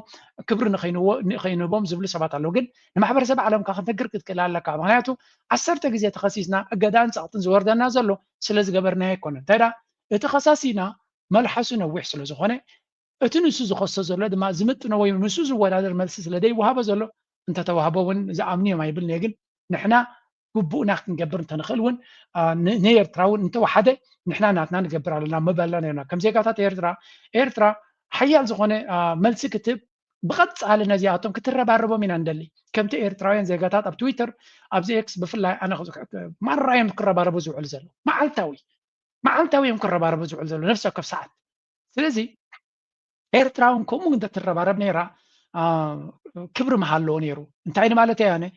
ኤርትራ ከምኡ እንተትገብር ነይራ ኩሉ እዚ ነገራት ምተቐየረ ይብል ኣለኹ who cares ኤርትራን ግቡኣ ትገብር ኣላ ነቲ ማሕበረሰብ ዓለም በቲ ንሱ ዝፈልጦ ድራማታት ትፃወት ኣላ ጥራይና ክንብል ንኽእል ኣነ ከምኡ እየ ዝብል እቲ ዝገብርዎ ፅቡቅ ግን ገለ ነገር ክቕየር ድማ ድሌትና ክንሓትት ከም ዜጋታት እቶም ኩሉ ፐርፌክት ኣሎ ትብሉ ድሓን ነዛ ናተይ ክትቃወምዋ ትኽእሉ እዮም they also claimed sovereign Eritrean coast ናይ ኤርትራ ልኡላዊ ባሕርን መሬትን ንዓመት ሙሉእ ክሓቱን ንደሊና ብዓቕሚ ድማ ብሓይሊ ድማ ክንወስዶ ንደሊና ነዛ ነጥቢ እዚኣ ኣቶ የማነ ገብረ መስቀል ቀፃሊ ዝጠቕሳ እዚኣ ድማ ደስ ትብለኒ ንባሕርና ኤርትራ እንተተኻኢሉ ብዲፕሎማሲ እንተዘየለ ድማ ብሓይሊ ንደልዮ ኢና ይብሉ ነይሮም ኣብዚ ሕጂ ደይበላ ምራብ ኩላ ይብላ እዩ እዚ but they have no shame ግን ሕፍረት ዝበሃል የብሎምን ኣብ ቅድሚ ማሕበረሰብ ዓለም በዓላቶም ክቕስቅሱ ንኩናት ፀኒሖም ተገምጢሎም ንኤርትራ ክኸስዋ ፀገምን ሕፍረትን የብሎምን እቲ ሕፍረት ዘይምህላው ድማ ኤርትራ ኣንጻር ኤርትራ ዝበልና እንተበልና ዝኣምነልና ማሕበረሰብ ዓለም ኣሎ ኤርትራ ድማ ከም ተኣክል ከም ትግባእ ቻለንጅ ኣይትገብረና እያ ንሓሶትና ኣይተግደውን እያ ወይ እውን ዲባንክ ኣይትገብሮን እያ ዘላ ዝብል እምነት ዘለዎም ይመስሉ ብዝኾነ እስከ ገለገለ ኢትዮጵያውያን ነዚ ኩነታት እዚ ብኸመይ ይመልስሉ ኣለዉ ክንርኢ ቅድሚ እቲ ናይ ዞባና ኩነታት ምድህሳስና ብሓፈሻ ካብዚ ንኒአው ቀፂልና ነዚያ ናተይ ስግር ከይበልና ኣብዚ ድሮ ኢሚድየትሊ መንግስቲ ኤርትራ መልሲ ምስ ሃበ ብቕልጡፍ ሮይተርስ ነቲ ናይ ብልፅግና ቀልጢፉ ዜና ዝገበሮን ብዙሕ ግዜ ሸር ዝገበረኒ ነይሩ ነታ ደብዳቤ ናቶም ኤርትራ መልሲ ምስ ሃበት ድማ ሮይተርስ መልሲ ሂቡ ከም ትሪእዎ ዘለኹም ብቃላት ናይ ኤርትራ ተጠቂሙ እውን ኤርትራ on Monday rejected accusations ነቲ ክሲ ናይ ኢትዮጵያ ፍጹም ከም ዝነፀገቶ ስለዚ that he was responsible for military aggression ኢትዮጵያ ተገምጢሉ and was backing ነቲ ኢትዮጵያ ዝገበርቶ ክሱ ብምሉ false and fabricated ብምባል ከም ዝመለስሉ ገሊፃ ኣላ ከምኡውን ብሉምበርግ ከምቲ ኣብዚ ስዱለይ ኢለዮም ነይረ ግን ዝኽፈል ስለ ዝኾነ ክሪእዎ ይከኣሉ ምስለኒ ግን ነቲ ሄድላይንስ እትዎ ኢለዮም ነይረ ብሉምበርግ እውን ኣውፅዎ ነይሩ ካልኦት ሶርስስ እውን ከውፅዎ ምዃኖም ፍሉጥ እዩ ስለዚ ኤርትራ ቀልጢፋ ምምላሳ ኣብዚ ወላ እውን ቁርብ ደም ገንተላ ምምላሳ ግን ናይ ብሓቂ ፅቡቅ እዩ ኮይኑ ትሰሚዕኒ ንዓይ ካብኡ ቀፂሎም ናይ ኢትዮጵያ ሚድያ ብኸመይ ይርዮ ኣሎ ነዚ ጉዳይ ክስተቶች እናንሳ እንግዲህ በኢትዮጵያ ውስጥ ጦርነት እየተካሄደ ነው አብይ አህመድ መደበቅ የማይችለው ጦርነት እየተካሄደ ነው ሊያሳንሰው ሞከረ የወፍ ጫጫታ ነው ብሎም ለመግለጽ ሞከረ ነገር ግን አሁን እንደምንሰማው ከሆነ የአማራ ክልል የሚካሄደው ጦርነት ሙሉ ኃይሉን ሜካናይዝድ ኃይሉን በሄሊኮፕተር በድሮን በዚህ በታገዘ ሁኔታ ነው እየተዋጋ የሚገኘው ሀገር ውስጥ ጦርነት ነው ከኤርትራ ጋር ተፋጧል በሱዳን ጉዳይ የአማጺውን ቡድን የጦር ሰፈር ቤንሻንጉል ጉሙዝ በመስጠት ኢትዮጵያም በተዘዋዋሪ የሱዳን ጦርነት ውስጥ መግባቷን ባለስልጣናቱ የሱዳን እየተናገሩ ነው ስለዚህ ብዙ ቦታ ተነካክተናል ካለቃ ዳዊትና ሁኔታውን እንዴት ነው የሚገልጹት ውስጥና በዙሪያችን ያለውን አጠቃላይ ፍጥጫ እንዴት ነው እዚ ሕቶ ከም ትሰምዕዎ ዘለኹም ኢትዮጵያ ኣብዚ ዋን እዚ ናይ ኩናት ስፍራያ ኮይና ዘላ ወይ እውን ምንጭ ናይ ኩናትን ዘይርግኣትን ናይ ቀርኒ ኣፍሪካ ቀዳማይ ብልጽግናን ኣብይ ኣሕመድን እዮም ብልጽግና ክትብሎ ከማን ከቢድ እዩ ኣብይ ኣሕመድ እዩ this is purely him ምክንያቱ ብልጽግና ኣብይ ኣሕመድ ሓሊፍኩም መን ብልጽግና nobody knows ብልጽግና ማለት ኣቢ እዩ foreign minister ጢሞቴዎስ ብላ ብላ no ኣቢ እዩ everything is ኣቢ that's why ድማ ከምኡ ዝብልዎ ዘሎ ንሱ ብንሱ ድማ ክንደምንታይ ሓደገኛን ድኹም ሰብን ምዃኑ እቶም ዝፈልጥዎ ክነግሩ ከለዉ ከረየኩም ከስማዓኩም እየ ሕጂ እንታይ እዮም ዝብሉ ዘለዉ ኣብ ኢትዮጵያ ኣብዚ እዋን እዚኣ ኣብ ህዝቢ ኣምሓራ ወይ እውን ኣብ ክልል ኣምሓራ ኖርማል ኩናት ኣይኮነን ዝካየድ ዘሎ ኢንተርነትን ቴሌፎንን ብምሉእ ተጠቢልዎ ኣሎ ብሄሊኮፕተራት ብድሮናት ብኩሉ መንገዲ ዝዋጋእ ዘሎ ግጅፍ ኩናት ዝካየድ ዘሎ ወላ እውን እቲ ሓበሬታ ዝወፁ ዘሎ ከምቲ ዝድለ ኣይኮነ ምክንያቱ ቴሌፎንን ኔትወርክን ብምሉእ ዓፅዩ ዝዋጋእ ዘሎ ወሎ ይኹን ኣብ ሽዋ ምብራቅ ሽዋ ይኹን ኣብ ካልእ ኣብ ተፈላለየ ዝገብሮ ዘሎ ኩናት መጠነ ሰፊሕ ኩናት ዝካየድ ዘሎ ፋኖ ድማ ብጅግንነት ይቃለሱን ብብዝሒ ይማርኹ ከም ዘለውን ግን ኣገይ ሙሉእ ብሙሉእ ቬሪፋይድ ስለ ዘይኮነ እቲ ዝረአ ዘሎ ሓበሬታ ገለገለ ኣካውንትስ ከም ዘውፅዎ ዘሎ ሙሉእ ብሙሉእ ሓቅነት ኣለዎ ወይ እውን ገለ ክትብሎ ኣይትኽእልኒ ኢኻ እንተኾነ ብዙሓት ናይ ፋኖ ናይ ብልጽግና ሰራዊት ይማርኹ ከም ዘለዉ ዝገልፅ ሓበሬታ ግን ኣሎ እዚ እንታይ ዘርእየካ ኣብ ክልል ኣምሓራ ዝካየድ ዘሎ ኩናት መጠነ ሰፊሕ ኩናት ከም ዝኾነን እሱ ጥራይ ግን ኣይኮነን ካልእ እንታይ ወሲኹ ፀኒሑ ነታ መልስናቱ ከስማዕኩም ከለኹ ኣገዳሲ ነገር ከርየኩም ስለ ዝኾንኩ ድሓን መጀመርያ ኣብቲ መልስናቱ መንመለስ ቢካዝ ንኩሉ ክንትንክፎ ክንብል ከዓ ነታ ርእሲ ከይንኸስራ ሻለቃ ዳዊት ካልእ እንታይ ኢሉ ኣብዚ እዋን እዚ ብልጽግና ናብ ህወሓት ናብ ትግራይ ገፁ ኩናት ክገብር ኣሎ ናብ ኤርትራ ገፁ ኩናት ንክገብር ኣዋጁ ኣውፅኡ ኣሎ ተገምጢሉ ድማ ኣብ ንኢማራት ብኢትዮጵያ ገይሩ ኣብ ኩናት ናይ ሱዳን ኢዳ ከም ትእቱ ኢትዮጵያ ብተዘዋወሪ ኢዳ ኣብ ኩናት ናይ ሱዳን ከም ዘተወት ብዝሰፍሐ መልክዕ ይዝረብ ኣሎ ስለዚ እዚ ኣብይ ኣሕመድ ነዚ ሃገር እዚኣ ኣበይ ትወስዳ ዘሎ ኢሎም ነዚ ሻለቃ ዳዊት ዝበሃል ይሓትዎ ኣለዉ አመሰግናለሁ ድሮ የኢትዮጵያን ሁኔታ የሪጅኑን ሁኔታ ስንመረምረው የሚታየው የአፍሪካ ቀንድ ችግር ነበር የሚታየው ድሮም የተወሳሰበ ኮምፕሌክስ ዞን የሴኩሪቲ ኮምፕሌክስ ዞን ነው በዛ መልክ ነበር የሚታየው አሁን እየሰፋ ሄዶ የአፍሪካ ቀንድ ጉዳይ የሚድል ኢስት የመካከለኛው ምስራቅ ሴኩሪቲ ሰጥቷል መካከለኛው ምስራቅ ካለው ከሚካሄደው ትግል ጋር አብሮ ተያይዟል ስለዚህ የበለጠ ሲሪየስ ያደርገዋል የበለጠ አሳሳቢ ያደርገዋል የበለጠ የሀያላን ሀገሮች አጀንዳ ማስፈጸሚያ ሊሆን ይችላል አፍሪካ ቀንድ እንደምናየው የአረቦች አጀንዳ ማስፈጸሚያ ሊሆን ይችላል እንታይ ዝብል ዘሎ ኣብይ ኣሕመድ ወይ እውን ቀደም ኣብ ዝሓለፈ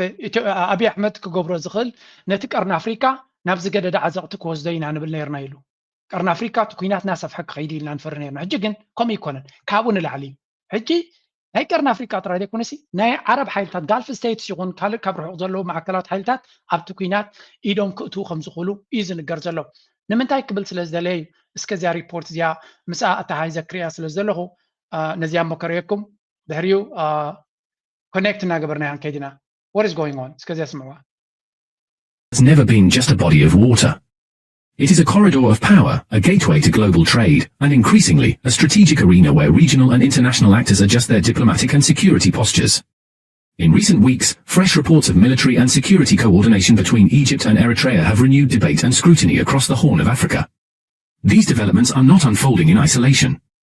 They intersect with long-standing rivalry within a wider strategic framework. ሕጂ እንታይ ኢና ክንርኢ ደሊና ዘለና ኣብዚ መሲልኩም መጀመርያ ኣብቲ ከባቢና ብዙሕ ምንቅስቃሳት ይግበር ኣሎ ኤርትራ ግብፂ ሱዳን ኢትዮጵያ ሶማልያ ኣብቲ ድማ ስዑድ ዓረብ ኢማራት እዚአን ብቐጥታ ኣብዚ ከባቢና ዝረአ ዘለዎ እቲ ኩናት ኣብ ከባቢና ዝረአ ዘሎ ድማ ብብዙሕ መንገዲ ኣብ መንጎ ኤርትራን ኢትዮጵያን ክግበር ዝኽእል ኩናት በዚ ሓይሊ ዝክፅሎ ከም ዝኾነ እዮም ዝነግሩ ዘለዉ ሕጂ መጀመርያ ኣብቲ ሕቶናቱ ሓንቲ ነገር ከርየኩም እየ ኢለ ነይረ እዚኣ ለንቀደ ኣዛራቤት ኣርስታን ኣዛራቤት ቪድዮን ኮይና ዘለያ እዚ ድማ ከም ትሪእዎ ዘለኹም እንታይ ይብላ ኣሎ እዚ ተፃዒኑ ዝኸይድ ዘሎ ካብ በርበራ ተበጊሱ ናብ ቤንሻንጉል እዚ ኢማራት ሓድሽ ኣብ ውሽጢ ኢትዮጵያ ከፊታቶ ዘላ መደበር ናብኡ ዝኸይድ ዘሎ ሎጂስቲክስ እዩ ጀዋር መሓመድ እንታይ ኢሉ ፅሒፍ ነይሩ እዚ ሓበሬታ እዚ ኣቐዲሙ ሓደ ሰብ ሲኢሉ ሰዲድለይ ነይሩ ሕጂ ድማ ኣብ ኦንላይን ክዘውር ምስ ረኣኽዎሲ ምናልባት እቲ ሰብ ኣጋኒንዎ ከይኮንፈር ነይረ ተራኻዮስ ድሮ ንስዩ እቲ ኩነታት ተገሊጹ ነይሩ እዚ ትሪእዎ ዘለኹም መዓት መኻይን ተፃዒነን ከምኡ ድማ ብኮንቴይነራት ኣፅዋር ማለት እዩ ብኢትዮጵያ ሰጊሩ ናበይ ገጹ እዩ ዝኸይድ ዘሎ ዝበሃል ዘሎ ናብ ወላ ብራዳር ብሳተላይት ፈሎው ኣፕ ይገብርዎ ኣለዉ ትኽክል ናብቲ ኣብ ዶብ ናይ ኢትዮጵያ ዘሎ ማዓስከር ናብኡ ይኸይድ ከም ዘሎ እዚ ኸንታይ እዩ ኢትዮጵያ ሙሉእ ብሙሉእ መጋበርያ ናይ ኢማራት ኮይና ነቲ ኩናት ንምቅልጣፍ ትሳተፍ ከም ነቲ ኩናት ንምግዳድ ዳዕመ ሰሪዕ ንክሰዓር ዘሎ ተኽእሎ ንዓበይ ይኸይድ ስለ ዘሎ ንዑ ንምድሓን ኣብ ዝግበር ዘሎ ጉያ ኢዳ ሓዊሳን ኣብኡ ክስዕስዕ መሪፃ ከም ዘላ እዩ ዝንገር ዘሎ እዚ ድማ ብዙሓት ክገልፅዎ ከለዉ ናይ ብሓቂ ሓደገኛ ስጉምትን ውሳነ ምዃኑን እዮም ዝነግሩ ዘለዉ ኣብዚ እውን እንህልኩም እዚ እቲ ፅዕነት ዝበሃል ዘሎ መዓት መኻይን ነቲ ምንቅስቃስ ናይ ዳዕመ ሰሪዕ ክኾነ ማለት እዩ ከምኡ ድማ ብኮንቴይነራት ተፀቕለ ኣፅዋር ማለት እዩ እዚ ብረት ክኸውን ክእል ዝኾነ ስለዚ እዚ ንሪኦ ዘለና ሳክት ከም ዘይኮነ ኢትዮጵያ ኣብቲ ጉዳይቲ ኢዳ ኢትያ ከም ዘላን ንኢትዮጵያ ድማ ናብ ዝገደደ ሓደጋ ክወስዳ ዝኽእል ኩነታት ተፈጢሩ ከም ዘሎ እዮም ዝነግሩ ዘለዉ ካብዚ ተመርኪስና ክንከይድ ከለና ናብታ ክብልዋ ዝፀንሑ እንተሪኢኻ ኣብይ ኣሕመድ ናብ ኤርትራ ክገብሮ ዝኽእል ኩናት ንምንታይ እዩ ዝብል ጀዋር ኣብዛ ቀረባ ኢንተርቪው ስምዕዎ ወደ ከተደፋሽ አይነት ነገር ነው የሆነው አብይ አሁን ባለፈው ዛሬ ወር አካባቢ የጻፍኩት ነበረ የአፍሪካ ቀንድ ሀገራት በተለይ ኢትዮጵያ ሉዓላዊነቷን አሳልፋ ሸጣለች ለኢሚሬትስ አብይ አሁን ባለው አቅምና ባለው ቁመና ከትግራይ ኃይሎችም ከኤርትራ ጋር የመዋጋት ቁመና የለውም ፍላጎቱም የለውም ነገር ግን ኢሚሬት ጦርነቱን ትፈልገዋለች ለምን በለኝ በሳውዲ ድጋፍ እና በሌሎች በቱርኮች ድጋፍ በግብጾች ድጋፍ የሱዳን ጦር ኃይል በሳውት ኮርዶፋን ላይ እየገፋ እየመጣ ነው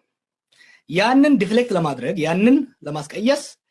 የሸማቂ ኃይሉ ወይ ደግሞ የአማጺ ኃይሉ የአርኤስኤፍ የሐመቲ ጦር ደግሞ ጫና መፍጠር መቻል አለበት በኢትዮጵያ ድንበር በብሉ ናይል አካባቢ በኢትዮጵያ ውስጥ የሰጠው ወታደሮች ጥቃት ከፍተዋል ያ ብቻ በቂ አይደለም የአርኤስኤፍን ኤግዛክትሊ እዚኣ ከም ንብላ ዘለና ኢና ምክንያቱ ንምንታይ እዩ ዝግበር ዘሎ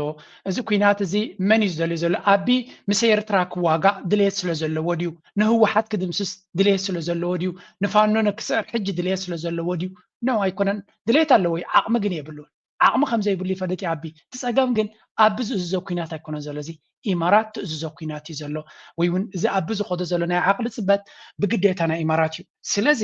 እዚ ሕጂ ንሪኦ ዘለና ንኤርትራ ናብ ኤርትራ ዝግበር ዘሎ ሸበድበድ ናይ ኩናት ሓደ እቲ ስትራቴጂ እንታይ ክትፈልጡ ንምፍላጥ ዝኣክል ማለት እዩ ጀዋር ብዙሕ ኣይገልፆኒ ግን ነቲ ኩነታት ብቐረባ ነንብቦ ስለ ዘለና ብዙሕ ነገር ክትግምግም ይሕግዘካ ክትግምግም እየ ዝብል ኤርትራ እቲ ዶብ ትሪእዎ ኣለኹም ናይ ኢትዮጵያ እቲ ብሉ ናይል ዝበሃል ናይ ደቡብ ሱዳን ትሪእዎ ኣለኹም እቲ ቀጠልያ እንደን ሱዳን እንደን ኢትዮጵያ ኣሎ ኣብቲ ደቡብ ሱዳንን ኢትዮጵያን ሱዳንን ዝራኸበሉ ከባቢ እሱ እቲ ብሉ ናይል ዝበሃል ኣብቲ ከባቢ እቲ ዝግበር ዘሎ ምንቅስቃስ ብወገን ኢትዮጵያ ጌርካ ናብ ሱዳን መጥቃዕቲ ንክትፍፅም ዝፍተን ዘሎ ኤርትራ ከም ቀይሕ መስመር ስለ ትሪእዮ ምክንያቱ ናብ ሱዳን ክግበር ዝኽእል ኢትዮጵያ ክትገብሮ ትኽእል ንኤርትራ እውን ክትንክፍ ዝኽእል ቀይሕ መስመር ምዃኑ ስለ ዝፍለጥ እንታይ ክገብርሎም ኤርትራ ንሱዳን ንኸይትሕግዞ ነዚ ሕጂ እናስዓረ ዝኸይ ዘሎ ሰራዊት ናይ ሱዳን ንኤርትራ ኣብ ዶብ ናታ መፂኻ ከተፋጥጥ ኣላ ክትክዳ ኣለካ ኩናት ክጅምር ኢልካ ዝለዓለ ተሃዲድ ትገብር ኣብቲ ቦታ ድማ ትመፅእ ንኤርትራ ድማ ሽዑ ኤርትራ ኩናት ክመፃ ስለ ዝኽእል ዝኣክል ምድላዋት ኣተኩራ ናታ ኣብ ዶባ ክትገብር ትኽእል እያ እዚ ድማ ንሰራዊት ሱዳን ክግበር ዝኽእል ድጋፋት ክግደፍ ይኽእል እዩ ካልእ ወላ እውን ኤርትራ ንዑ ሓሊፋ ክትሕግዝ ተፈቲና እውን እቲ እንኮ ንዳዕመ ሰሪዕ ከተትሕነሉ ትኽእል መንገዲ እንታይ ክኸውን ዝኽእል ብመንገዲ ሱዳን መፂኻ ክትሕግዞ በዚ ብሉ ናይል ግንባር ክትከፍት ተኽኢልካ ጥራዩ እምበር በቲ ዝቕፅሎ ዘሎ ዳዕመ ሰሪዕ ክድምሰስ ከም ዝኽእል ርኡይ ዝኾነ ነገር ኣሎ ኣብዚ እዋን እዚ ንኣብነት ኣነ ነዚ ጉዳይ እዚ ብኩሉ መኣዝን እየ ዝከታተሎ ዘለኹ ኣብዚ ሓንቲ ኣገዳሲ ኣናሊሲስ ወፅያ ነይራ እዚ ሕጂ ንሪኦ ዘለና ምዕባለ ሓደ መካዊ ዝበሃል ኤልማሊክ ዝበሃል ዝፀሓፋ ፖስት እያ ጉዳይ ናይ ሱዳን ኣብ ኣገዳሲ ምዕራፍ በፂሑ ከም ዘሎ እዚ ኸ እንታይ እዩ ብሬኪንግ ኒያላ ኦን ደ ብሪክ ኦፍ ኤክስፕሎዥን ኒያላ ዝበሃል ናይቲ ዳርፎር ርእሲ ከተማ እዩ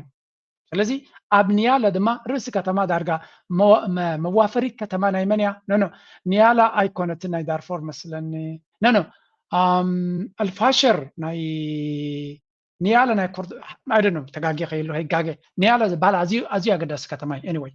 እቶም ትፈልጡ ፀሓፉለይን ሕጂ ዳርፎር ባትል ፕሪፓሬሽንስ እጅ እንታይ እዩ ነቲ ንያላ ንምቁፅፃር ሰራዊት ናይ ሱዳን ምሉእ ምድላዋት ገይሩ ብቪድዮታት ንስተሰነየ ክንርኢና ስለዚ እቲ ኩናት ካብ ኮርዶፋን ሕጂ ድማ ናብቲ ካብ ኣብ ዝሓለፈ ነቲ ዓባይ ከተማ ናይ ኮርዶፋን ተቆፃፂሮም ነይሮም ሕጂ ድማ ናብ ኒያላ ገጾም ክግዝኡ ከም ዝኽእሉ ይነግሩ ኣለዉ what's happening in Niala today is a slow internal collapse of the militia that has lost its leadership lost its supplies and has begun to lose control over itself before it loses the ground ስለዚ እንታይ እዩ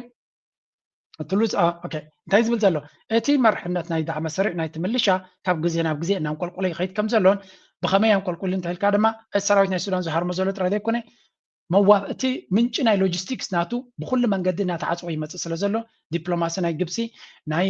ስዑድያ ናይ ቱርኪ ናይ ካልኦት ሃገራት ናይ ቀጠር ኩሉ እናጨበጠ ይመፅእ ስለ ዘሎ እቲ ኩነታት ከምቲ ዝድለ ሓገዝ ክረክብ ኣይክእልን ዘሎ ስለዚ እቲ ዳዕመ ሰሪዕ ኣብ ሓፂር ግዜ ናይ ምውዳእ ተኽእሎውን ስለ ዘለዎ እዚ ናይ ኢትዮጵያ ተርባፅ ኢማራት ተፈጥሮ ዘለያ እታ እንኮ ካል ነቲ ኩነታት ንዳዕመ ሰሪዕ ከጋጥም ዝኽእል ከጥሕኑ እንተኮይኖም ብኢትዮጵያ ሓደ ነገር ክገብሩ ክኽእሉሎም ንኣብይ ኣሕመድ ድማ ኣብዘ የዋፅኡ ሓደጋ ይትውዎ ኣለዉ ብዛዕባ እዚ ጉዳይ እዚ ድማ ፅቡቅ ገይሩ ዝገልፅ እቲ ክኢላ while our forces are steadily advancing in Kordofan and arrangements are being finalized to open a new access inside Darfur our forces deploying in northern Darfur are unifying the joint forces Musa Hilal Kabudma Revolutionary Desert Shields the preparations for the next phase ስለዚ እንታይ ኢና ንርኢ ዘለና what's happening on the ground now እንታይ የጋጥም ኣሎ ኣብቲ ቦታ እንድሕሪልካ ሕጂ according to reliable field information from inside Niala ካብቲ ውሽጢ ኒያላ ዝመፅእ ዘሎ mass and ongoing flights from the Maya camp and እዚ ብዙሕ ሰብ ይሃድም ከም ዘሎ hundreds of soldiers have abandoned their positions due to neglect fuel and vehicle shortage and salary ስለዚ እቲ ሎጂስቲካዊ ፀገም ኣብቲ ዳዕመ ሰሪዕ ኣጋጢሙ ዘሎ ብዙሓት እውን ወታደራት ይገድፍዎ ከም ዘለው an outburst of anger erupted inside Niala's markets after the soldiers were left without pay or supplies ስለዚ እቲ ዳዕመ ሰሪዕ ዘለዎ ፀገማት እውን ንርኢ ኣለና ኩሉ ነገር ዝግለፅ ዘሎ ድማ እንታይ እዩ ሓደ ነገር እዩ ዘነፅረልካ ኩነታት ካብ ግዜ ናብ ግዜ እናተቀያየረ ይመፅእ ከም ዘሎን ስለዚ ኒያላ today seeing even external coverage eroding ብደገ ዝነበረ ሓገዝ ይጎድል ኣሎ clearly decline the pace of air cargo ብነፈርቲ ጌራ ኢማራት ትቦ ዝነበረት ብንፁር እናጎደለና እናሓፀረን ይኸይድ ኣሎ ናይ ነዳዲ ብሊብያ ገይሩ ዝመፅእ ዝነበረ ሓፂሩ ኣሎ እቲ ወታደራት ናይ ዳዕመ ሰሪዕ እውን ከምቲ ዝድለ ዝረኽብዎ ዝነበሩ ፀጋታትን ቀረባትን ይጎድሎም ኣሎ attempts to whitewash the failure ስለዚ ነዚ ንምሽፍፋን ዝግበር ዘሎ ድማ ኩሉ ይካየድ የለን ነዚ ድማ በናይ ትሪዮ ኢማራት ንባዕላ ተረዲይዋ ኣሎ እቲ ፀቕጢ ኩሉ ተረዲይዋ ኣሎ ስለዚ ኩሉ ዝከኣለ እንታይ ትገብር ኣላ ኣሜሪካ ኢዳ ኢትያ ነዚ ኩናት ዝጠጠው ከተብሎ ምልክት ናቱ ድማ ኣብዚ ክበኩመ እዚ ናይ ኢማራት ሚኒስትሪ ጉዳያት ወፃኢ ዘውፅኦ ፅሑፍ እዩ ኣሜሪካ ኣበጊሳቶ ንዘላ ናይ ኮምፕሬሄንሲቭ ፒስ ፕላን ብምሉእ ልብና ንድግፎ ብዝቐልጠፈ ምቁራፅ ናይ ተኽሲ ክግበር ክኽእል ኣሎ ይብሉ ስለምንታይ ዳዕመ ሰሪዕ ክሰዓር ስለ ዝኽእል ኩሉ ዝገበርዎ ገንዘብን ፃዕርን ንኾንቶ ክኸውን ስለ ዝኽእል በኣሜሪካ ገይሮም በስመሳት ፕሎስ ገይሮም ኩሉ ዓይነት ፀቕጢ እዮም ዝገብሩ ዘለው ምቁራፅ ናይ ተኽሲ ንክግበር ምቁራፅ ናይ ተኽሲ ኩሉ ግዜ ማእሲ ዝመፅእ ሓሳብ ሰራዊት ናይ ሱዳን ክስዕር ምስ ጀመረ ሰራዊት ናይ ሱዳን ክደፍእ ምስ ጀመረ እዮም እዚኣ ኣጀንዳ እዚኣ ዘምፅዋ ስለዚ በኣሜሪካ ገይሮም ኢማራት ብዙሕ ፀቕጢ ይገብሩ ኣለው ኣብ ባይታ ድማ እቲ ዝረአ ዘሎ ውድቀት ካብ ግዜ ናብ ግዜ እናነፀረ ይመፅእ ኣሎ ንኢማራት ዓብ ፀቕጢ ኮይንዋ ዘሎ ምናልባት እዚ ናይ ኣሜሪካ ገለመለ ዝገብርዎ ዘለው ለውጢ ከምፅእ ይኽእል እዩ ኣብ ጉዳይ ናይ ኤርትራ ፅንሄ ለምልስ ኢለ ከረየኩም እየ ኣብዚ ኣብ ኣሜሪካ ስለምንታይ እዚ መሳት ፕሎስ ወይ እውን መንግስቲ ኣሜሪካ በቲ ሓደ ስቕታ ዝመርቕ ዘሎ በቲ ድማ ሕልፍ ሕልፍ ኢሉ ኣብ ጎኒ ኢማራት ዝመስል ዘሎ እዚ ትመልሲ Hi, this is Janet McElligott, and I happen to be in Port Sudan. And I'm noticing something quite interesting. There's a tremendous change in how the American press is dealing with the United Arab Emirates and Saudi Arabia. And what I'm seeing is careful manipulation by the United Arab Emirates. The UAE has hired no less than 24 lobbying firms and public relations firms to get their point across and to say that they are the stabilizing force in this region. But if you come to the Gulf, to the Middle East, and to North Africa, what you'll see is everyone lining up against the UAE. After the Crown እንታይ ትብል ዘላ መሲልኩም እዚኣ ኣብ ፖርት ሱዳን ካብ ፖርት ሱዳን ትገብሮ ዘላ መልእኽቲ እዚ እዚ መልእኽቲ እዚ ድማ እንታይ ትብል ዘላ ኣሜሪካ ስቕታ ናይ ፖለቲካ ናይ ኣሜሪካ ናይ ዶናልድ ትራምፕን ምሕደራናቱን ከምኡ ድማ እቲ መሳት ፕሎስ ሕውስውስ ዝበለ ዘረባ ዝገብሮ ዘሎ ካበይ ዝብገስ እንድሕር ኢልና ኣብ ኣሜሪካ ልዕሊ ከባቢ 24 ዝተፈላለየ ካምፓኒታት ናይ ሎቢ ንሰኔተርስ ክፀልቡ ዝኽእሉ ንሚድያ ክፀልቡ ዝኽእሉ ነቲ ቲንክ ታንክ ክፀልቡ ዝኽእሉ መዓት ባጀት ኣፍሲሳ ኢማራት ኣብቲ ዞባ ናይ ማእከላይ ምብራቕን ቀርኒ ኣፍሪካን ናይ ሰላምን ናይ ርቃትን ሓይሊ ትሰርሕ ዘላ ኢማራት ምዃና ክፅሕፉን ክዛረቡን ነቶም ፖለቲከኛታት ድማ ክእምንሎም ግቦውን ክቡ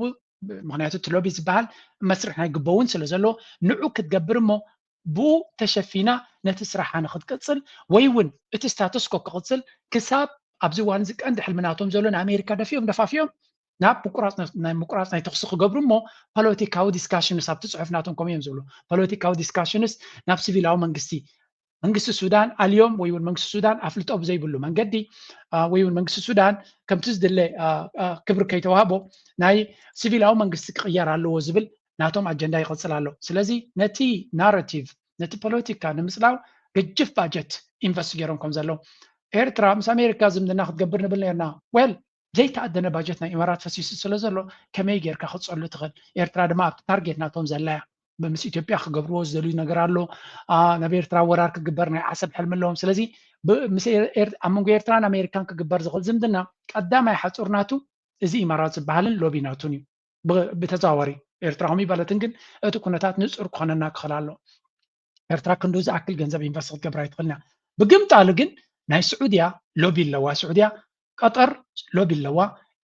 ቱርኪ ሎቢ ኣለዋ ግብፂ ሎቢ ኣለዋ ኣርባዕትዮም ኣለዎም ስለዚ ንኤርትራ ኢሎም ኣይኮኑ ዝገብርዎ ዘሎ ነቲ ናይ ኢማራት ፀቕጢ ንምጉዳል ምናልባት ግብፂ ክሳዕ ክንዱ ናብ ኢማራት ክትከይድ ትኽእለ ኣንፃር ኢማራት ሎቢ ክትገብር ዓቕሚ የብላን ግን ግብፂ ኣብ ጉዳይ ናይ ኢትዮጵያ ኣሜሪካ ጎኖም ንክትከውን ብዙሕ ሎቢ ይገብር ኣለዉ ስለዚ እንታይ እዩ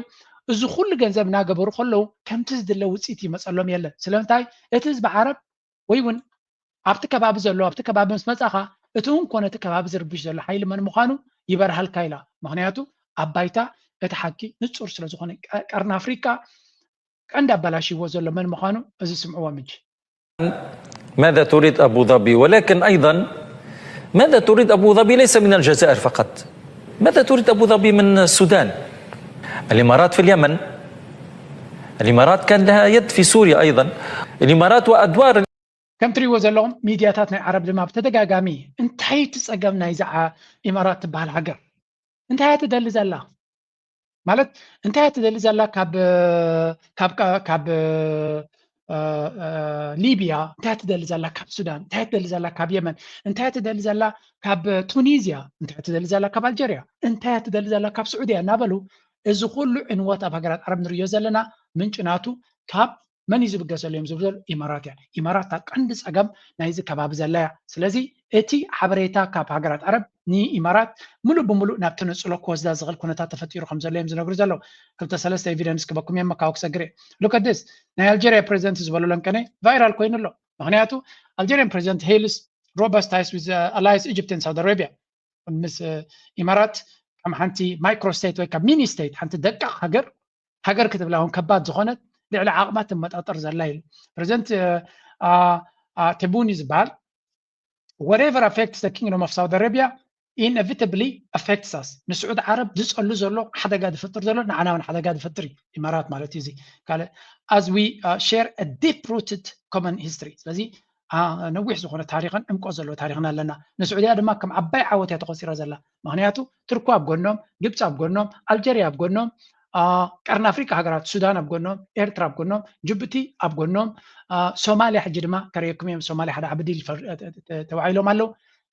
لذي everybody is lining كله هجر أبغن السعودية يخون الله إمارات دما بقصبت ناتنسله زخيز زل هجري قال انت إلى نيرو our relations are strong with Arab nations مزبحات هجرات عرب سبوغ زمدنا يزلنا بجاك حنتي ميني ستيت ويون حنت دكا هجر إماراتي الوا that repeatedly attempts to incite trouble in Algeria and interfere in our internal affairs حنت إذا هجر جا بتدقق مع بجبسي أب ألجيريا أجر كتفتر شجر كتفتر تفتن أوشت أو قدينا دما إذا تو هجر بمبال كسيس والو Algerian president we maintain an excellent fraternal ties with sisterly nations of Kuwait,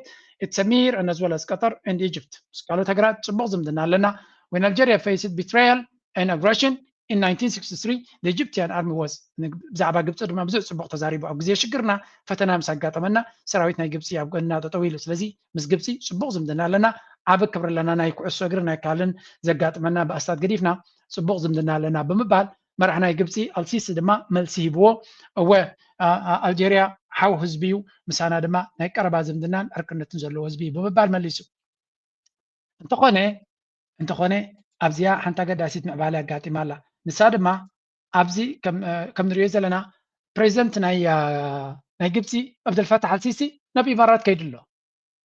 ናብ ኢማራት ገይሹ ኣሎ እዚ ኸ እንታይ ዘርእየካ ኢማራት ስቲል ዓቕሚ ከም ዘለዋ ንግብፂ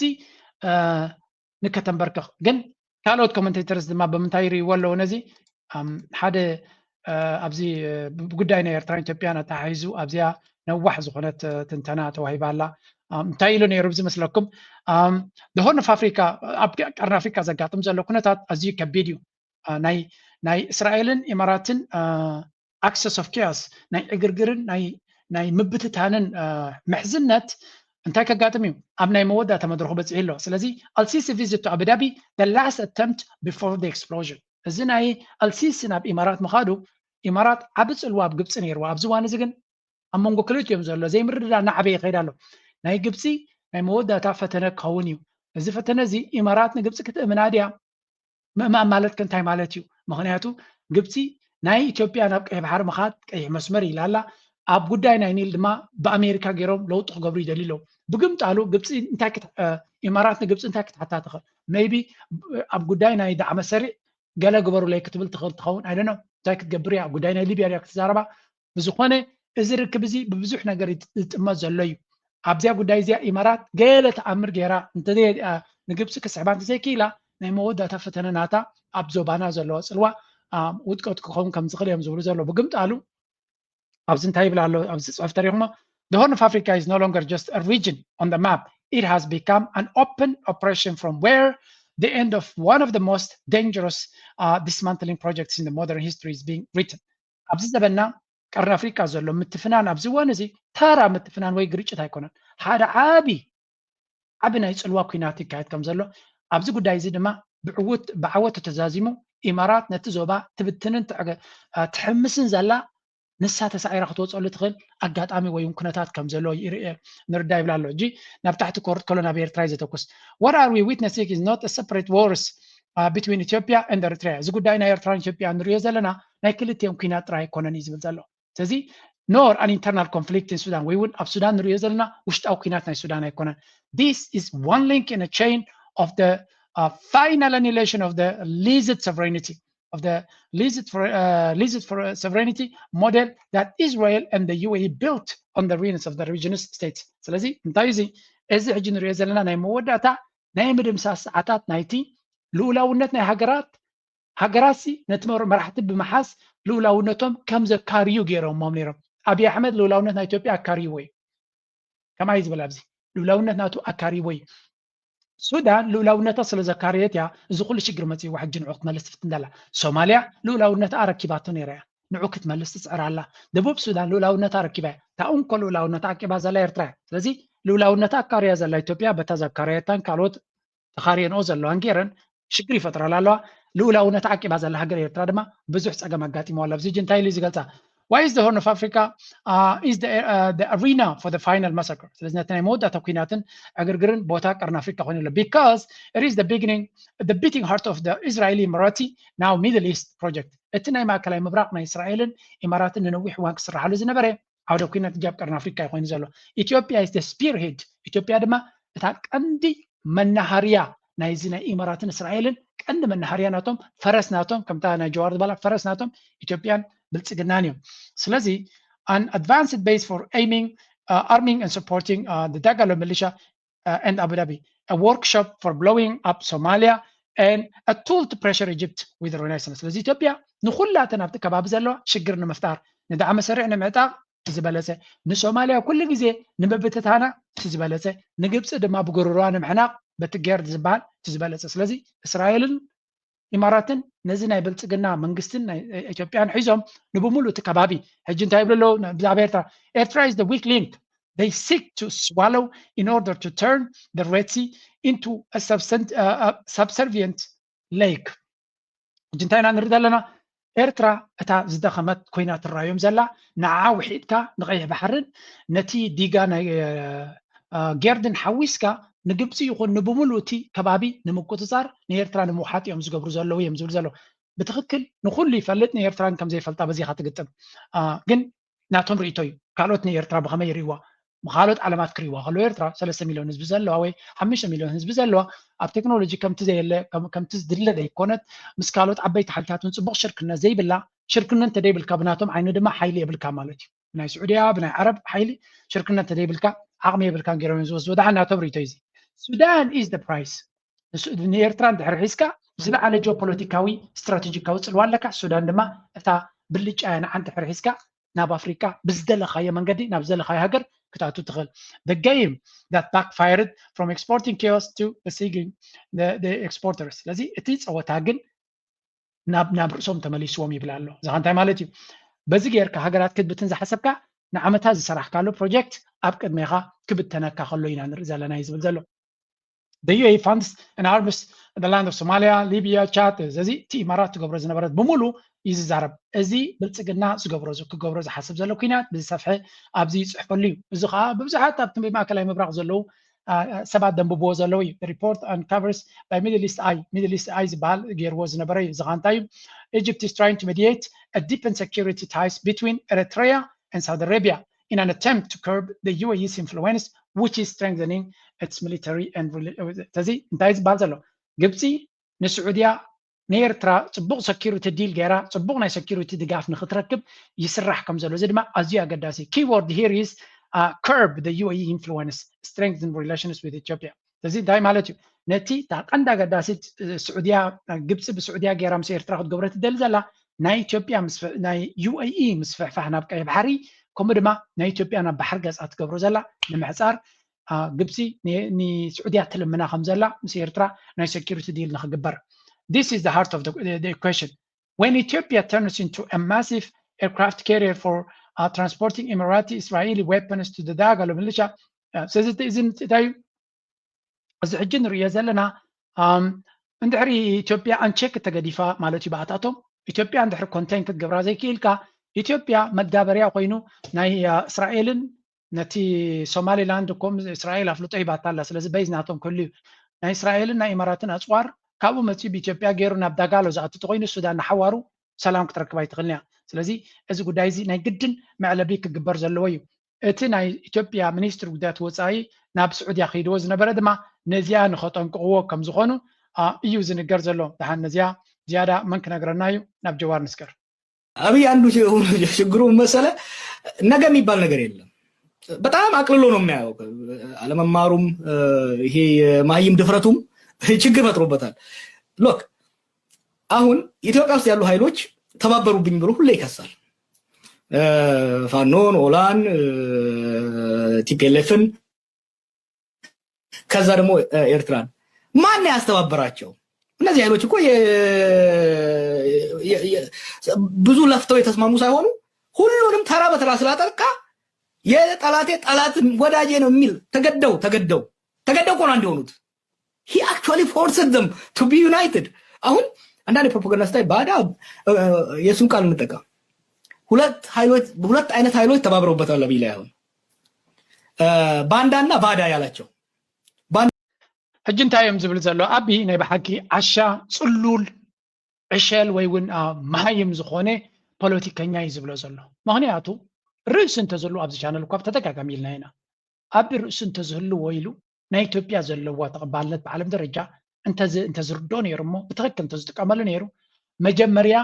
እንታይ ክትገብር ኣይሆብ እዚያ መልእክቲ እዚኣ ኣይትበፅሑ ግን ንጀዋር ስለ ዝፀልኦ ኣይሰምዓን እዩ ወላ እንተሰምዓ አንፃራይ ክኸይድ ፅቡቅ ናቱስ እዩ እንታይ ዝብል ዘሎ ንፀላእቱ ፀላእተይ ኩሎም ብሓደ ኮይኖም ከጥፉን ይመፁ ኣለዉ ይብል ኣሎ እዚ እኮ ርእሱ ስለ ዘይብሉ እምበር ይብል ኣሎ መን ይሕብሮም ኣሎ ፀላእትኻ ሸነ ምስ ፋኖ ክዕርቕ ኣይክልኒ ወይ ብዝኾነ ይኹን ክሰርሑ ይክእሉን እዮም ፋኖ ምስ ህወሓት ክሰርሕ ኣይክልኒ ብፍፁም ስለምንታይ ብሓደ ክሰርሑ ይፍትኑ ኣለዉ ንሪኢልካ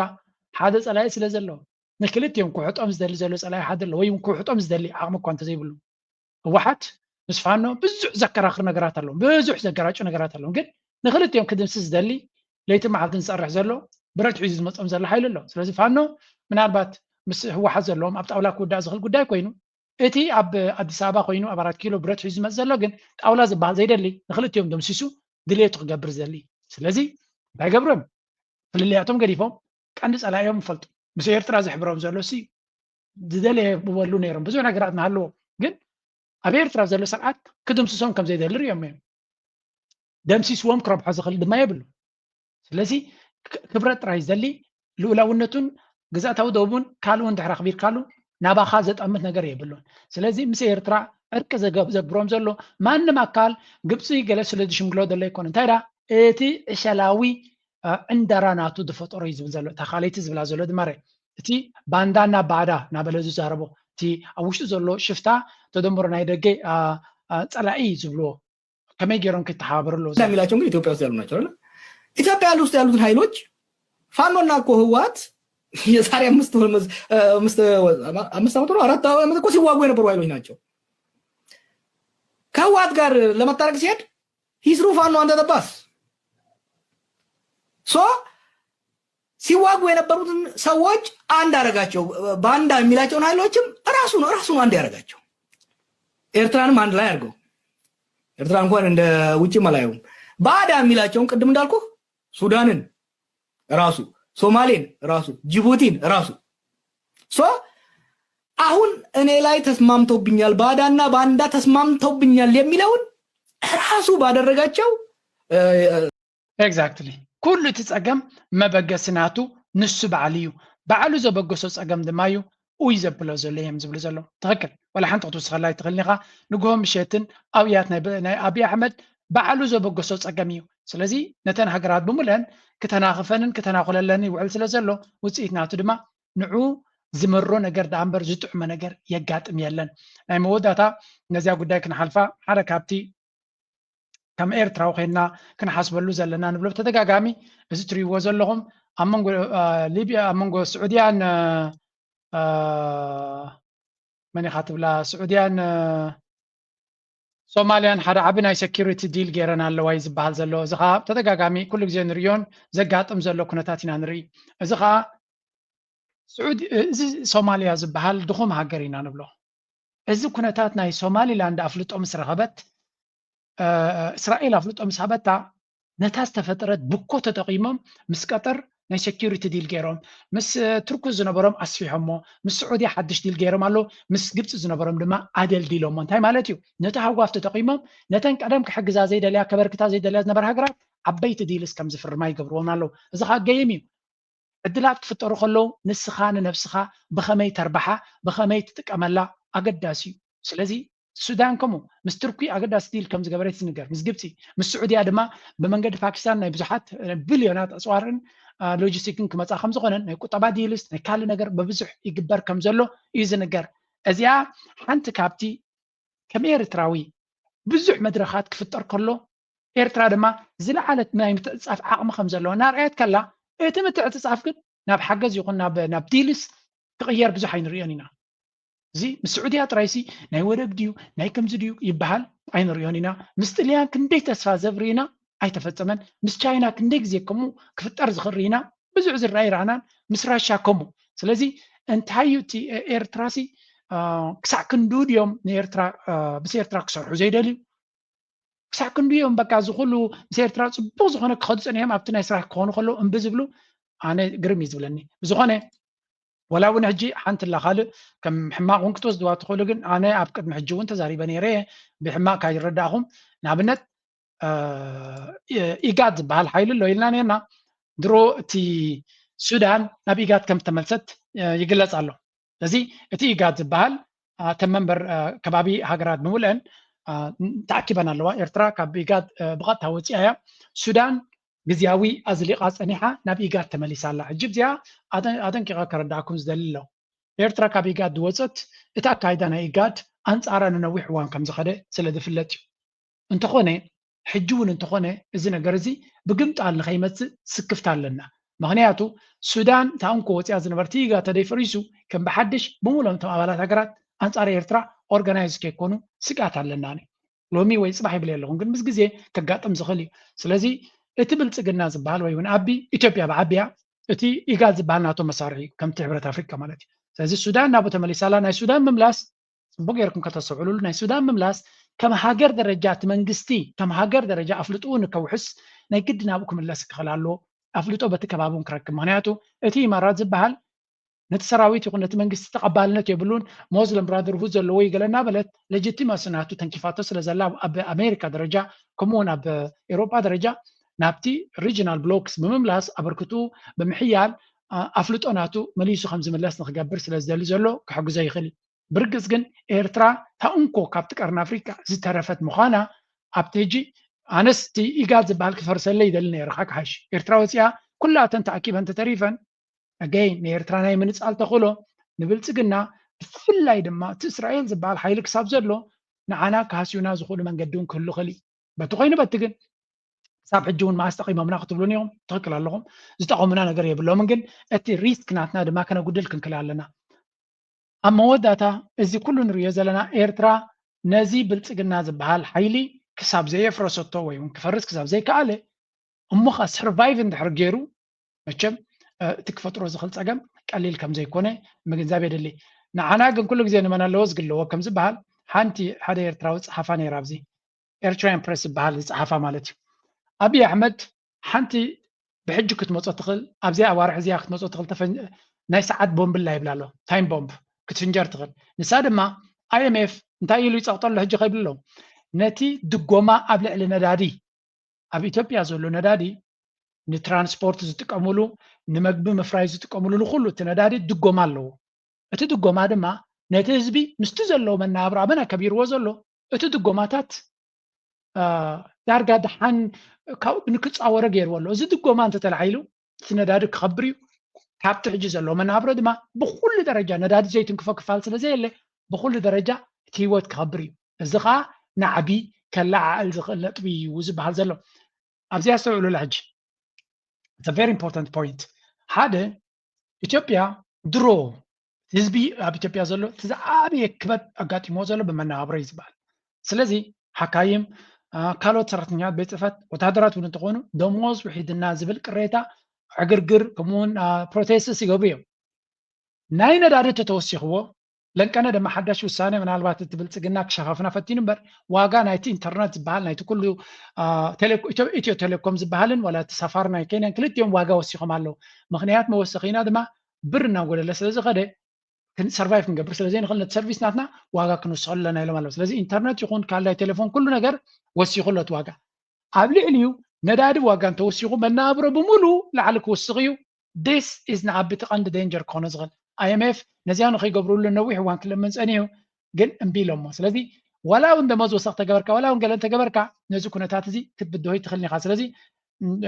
in 2021-22 drivers protested and went on strike because prices jumped by 20 to 30%. This surge in price made it hard for them to make living. ሕጂ ዳንታይ ክኸውን እዩ ኣብዚ እዋን እዚ መናብሮ ሰማይ ተሰቒሉ ዘሎ እዚኣ ናይ ነዳዲ ተተወሲኻ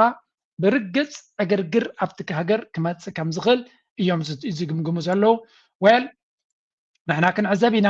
መቸም እዚ ብልፅግና ዝበሃል ብዙሕ ምልክታት ኣለዉ ካብ ስልጣኑ ክግለፈሉ ዝኽእል አይሆፕ ይግበሮ ድማ ኢና በ1965 አፄ ኃይለ ሥላሴ ወሎን ጎበኙ አሉ። በቀጣይ ዓመት ከስልጣን ተባረሩ።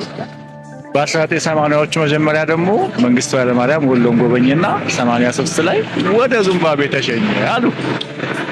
2002 ላይ አቶ መለስ ዜናዊ ወሎን ጎበኙና እግረ መንገዳቸውን በነካጃቸው 2004 ላይ ሰማይ ቤትን ጎበኙ አሉ። 2009 ላይ አቶ ኃይለማርያም ደሳለኝ ወሎን ጎበኙና 2010 ላይ በገዛ ፈቃዳቸው ስልጣን ለቀቁ አሉ። የቀይቃዣ እኛንም ጉድ አደረገ። ማን ነው አሁን ደግሞ እዚያ ዘረባ እዚያ ንሓቅነታ ነቶም ትፈልጡ ናይ ታሪክ ሰባት ገዲፍና ያለና እንታይ ዝብል ዘሎ ናይ ታሪክ ዝደጋገም ነገር እዩ ዝገልጽ ዘሎ ኣብ 65 ብናይ ኢትዮጵያ ብናይ ግዜ ኣቆፃፅራ ኣብ 65 ንጉስ ኃይለ ስላሴ ናብ ወሎ ጌሹ ነይሩ ዝቕፅል ዓመት ድማ ካብ ስልጣኑ ተኣልዩ ተቐቲሉ ማለት እዩ ኣብ 80ታት መንግስቱ ኃይለ ማርያም ናብ ወሎ ገፁ ጌሹ ነይሩ ኣብ 83 ድማ ካብቲ ሃገር ከም ዝሓድም 83 ማለት የሳንሓደ በዓና ማለት እዩ ካብ ስልጣኑ ከም ዝግለፍ ተገይሩ ኣብ 2002 መለስ ዜናዊ ንወሎ ጌሹ ከም ዝነበረን ድሕሪኡ ድሕሪ 2 ዓመት 2004 ናብ ከም ዝዓረፈ እዩ ዝነግር ዘሎ 2009 ኃይለ ማርያም ደሳለይ ናብ ወሎ ኸይዱ ነይሩ 2010 ድማ ስልጣኑ ገዲፉ ይብላ ኣሎ ከምኡ ድማ ኣብ 2026 ኣብይ ኣሕመድ ንወሎ ኸይዱ ነይሩ ፅርግያታት ተዓፅዩ ብክንደይ ሽግር ያው በፂሑ ይብላ ኣሎ ስለዚ ኣነ ይበልኩኹምን ክኸይዱ ይበልኩኹም እናበለ ይዛረብ ግን ንለባም ኣምተሉ ዝኣመሰለ ዘረባ ይዛረብ ኣሎ ብሓፈሻ ብዙሓት ድማ ዝብልዎ ዘለዎ ኩነታት እዩ ናው እዚ ከምዚ ኢሉ እናሃለዎ ከሎ ለንቀነ ሓንቲ ኣገዳሲት ኩነታት ተፈጢራ ኣላ ናይ ትግራይ ገፅና ምስ ንሰግር ጌታቸው ረዳ መቸም ፈረስ ናይ ኣብይ ኣሕመድ ካብ ዝኸውን ሓያል እንዲ ገይሩ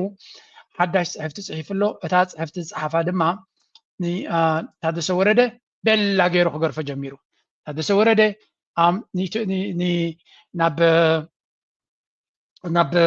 ንትግራይ ሽግር ይፈጠረላ ከም ዘሎ እዩ ዝነግር ዓብ ክስታት ኢና ንርኢ ዘለና እዚ ድማ ናይ ኣቢ ትእዛዝ ከም ዝኾነ ጀዋር ባዕሉ መብርሂ ወሲኽላ ኣሎ ነዚ ኣብ ናቱ ፖስት ሪኦ ነይረ ስለዚ ኢኒሻሊ ታስክድ መጀመርያ ታደሰ ወረደ ካብ ወታደራዊ መርሕነት ናብ ሲቪላዊ መርሕነት ክመፅእ ከሎ ንሲቪላዊ አውቶሪቲ tasked with reinforcing the civilian authority, he instead appeased TPLF hardliners and undermined the governance. ስለዚ ደብረፅዮን እዚ ታደሰ ወረደ ክመፅእ ከሎ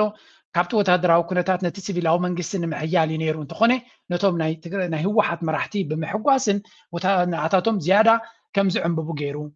his action is followed ስለዚ እንታይ ዝብሉ ዘሎ hallowed out ነቲ ኢንትሪም መሰጋገር መንግስቲ ድዩ ዋላ ግዚያዊ መንግስቲ ዝበሃል ዘሎ ከም ዝዳኸም ገይርዎ ብግምጣሉ ነቶም ህወሓትን ናቶም ሓይሊ ከም ዝሕይል ገይሩ TPLF hardliners በዓል ደብረፅዮን ማለት እዩ ከምኡ ድማ ናይ TDF commanders መራሕቲ coordinated to strip the interim administration እዚ ነቲ ግዚያዊ ምምሕዳር ተቆፃፂሮም ኣለዉ እቶም መራሕቲ ናይ TDF-ን ናይ ህወሓት መራሕትን ይብሉ ኣለዉ ታደሰ failed ኩነታት ናቱ ድማ ኣይተዓወተን እዮም ዝብሉ ዘለዉ እዚ ከዓ ግልፂ ዝኾነ ታደሰ ኣብ መጥቃዕቲ ከም ዘሎ ኢና ንርኢ ዘለና ስለዚ ኣብዚያ እስከ እንታይ ኢሎም ነይሮም ኮራፕሽን ካሊእ TDF transformed into TDF ዝበሃል ድማ ናብ እንታይ ተቐይሩ protection racket ከምኡ ድማ for a political military elite ነቲ ህወሓትን ናይ TDF መራሕትን መጋበርያ ኮይኑ እቲ TDF ዝበሃል ድማ ነቲ ሰራዊት እውን ኣብ ምኽሳስ ይርከቡ ማለት እዩ መንፅሒፍዋ እዚያ ጌታቸው ረዳ ብፍቃድ ናይ ኣቢ ኣሕመድ ምዃኑ ድማ ፍሉጥ እዩ ስለዚ ኮራፕሽን ታደሰ exploited control over እዚ ከም ትሪእዎ ዘለኹም ሕጂ እውን ንብብልሽውና እውን ይኸሰሎ ነቲ ናይ ኢንቨስትመንት ከምኡ ድማ ናይ መሬት ምሕደራ ንውልቃዊ ረብሓናቱን መህብተምን ከም ዝተጠቀመሉ ሓደ governance devolved into marginalized corruption ከምኡ ድማ ነቲ ምሕዳር ናቱ ከምኡ ድማ ነቶም ናይ ኤሊት ንመህብተም ይጥቀመሉ ከም ዘሎን his presidency is described as ሰፊሕ ዝኾነ ክሲ ኢና ንርኢ ዘለና እዚ ድማ እንታይ ኢሎሞ ታደሰ ወረደ ክመፅእ ከሎ ብቐንዲ ዕላማ እንታይ ነይሩ ንጌታቸው ረዳ ኣልዩ ኣብይ ኣሕመድ ንታደሰ ወረደ ክቕበል ከሎ እንታይ ገብር ነቲ ግዜያዊ ምምሕዳር ወሲዱ ነቲ ኤሊት ናይ ትግራይ መሊሱ ንሓትሕዱ ከም ዝባላዕ ንክገብሮ እዩ ነይሩ ዕላማ እንትኾነ ታደሰ ወረደ መንጎ መንጎ ክፃወት ከምዘየዋፅኦ ምስ ፈለጥ ኣብ መወዳእታ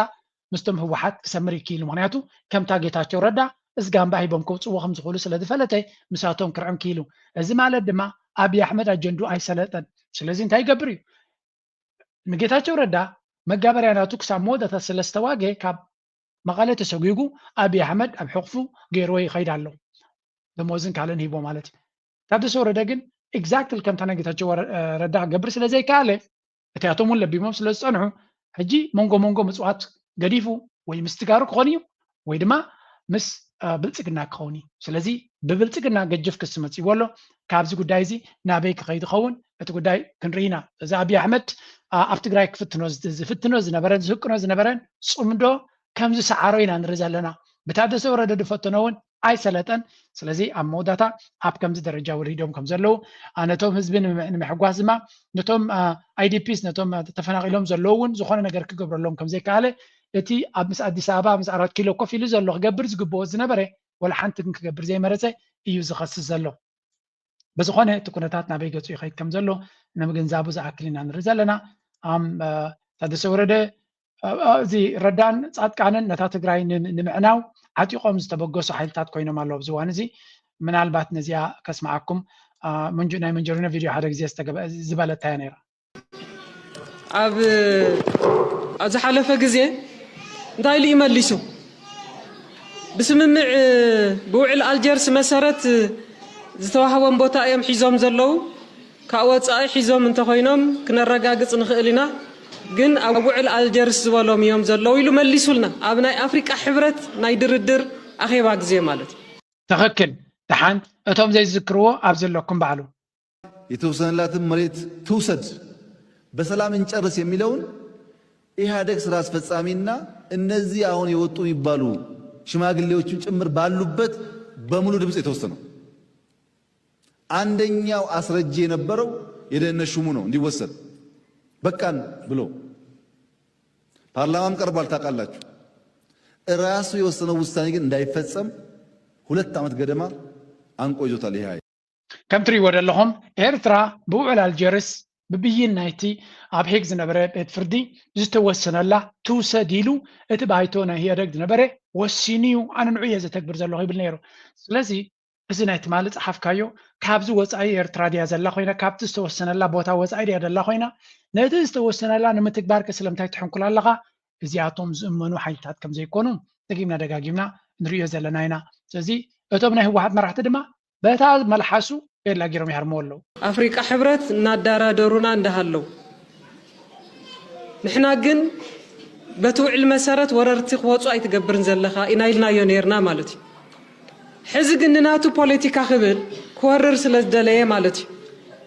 መሬት ትግራይ መሬት ኢትዮጵያ ዝተወረረሎ ኢሉ ቶም ባዕሎም ኣይተወረረን ኢሎም ዝተዛረቡ ተወሪሩ ኢሎም ድሕሪኡ ተዛሪቦም ኣለዉ ኤግዛክትሊ ዕላማ ግን ንምንታይ ምዃኑ ንጹር ይኾነልካ ማለት እዩ ከምዚ ኩነታት ሰብ ያ እቲ ጉዳይ ከምዚኣ ትመስል ካብ መዓልቲ ናብ መዓልቲ ሽንክርክር እናበለት ትኸይድ ፈፂምካ መትሓዚ ዘይብላ ስርዓት እያ ኣብዚ ጥቃና ወሪዳትና ዘላ ዝብልፅግና ዝበሃል ቀሊል ሃገር ከም ዘይኮነ ቀሊል ስርዓት ከም ዘይኮነ ሕማቕ ንምግባር ድማ ንምንታይ ርሕቀት ክኸይድ ከም ዝኽእልን ሕፍረት ዝበሃል ድማ ከም ዘይብሉ ተገንዚብና ኣለና ብኡ መጠን ተረዲና እንተኸድና ድማ ዝሓሸ እዩ ክብል ይደላነ ኦኬ ሕጂ ናብ ኤርትራ ገጽ Salam. Hello, my name is Azib. Hi there, my name is Sarah. Hello, my name is Asta. And I'm Rahel. Hi, my name is Salam. ከምዚኣ ትሪእዋ ዘለኹም ባንዴራ ናይ ኤርትራን ኤርትራዊ መንነትን ስኢልካ ብኣፍካ ጥራይ ዘይኮነስ ነዚ ኢንተርነት ተጠቂምካ ንዑ ንምጥፋእ ኤርትራውያን ዝገብርዎ ዘለዉ ኢና ንርኢ ዘለና ካልኦት ኤርትራውያን ድማ ካብ ውሽጢ ዓዲ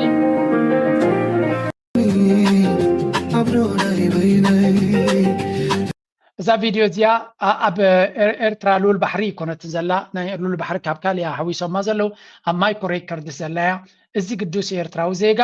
ናይ ብሓቂ ተስፋ ዝህብ እዩ ኣነ በዛ ነፍሰይ ቀልጢፈ ቃል ከኣቱ እኳ ይፈርህ እንደ ዘለኹ ግን ነዛ ፕሮጀክት ንሱ ዝገብራ ዘሎ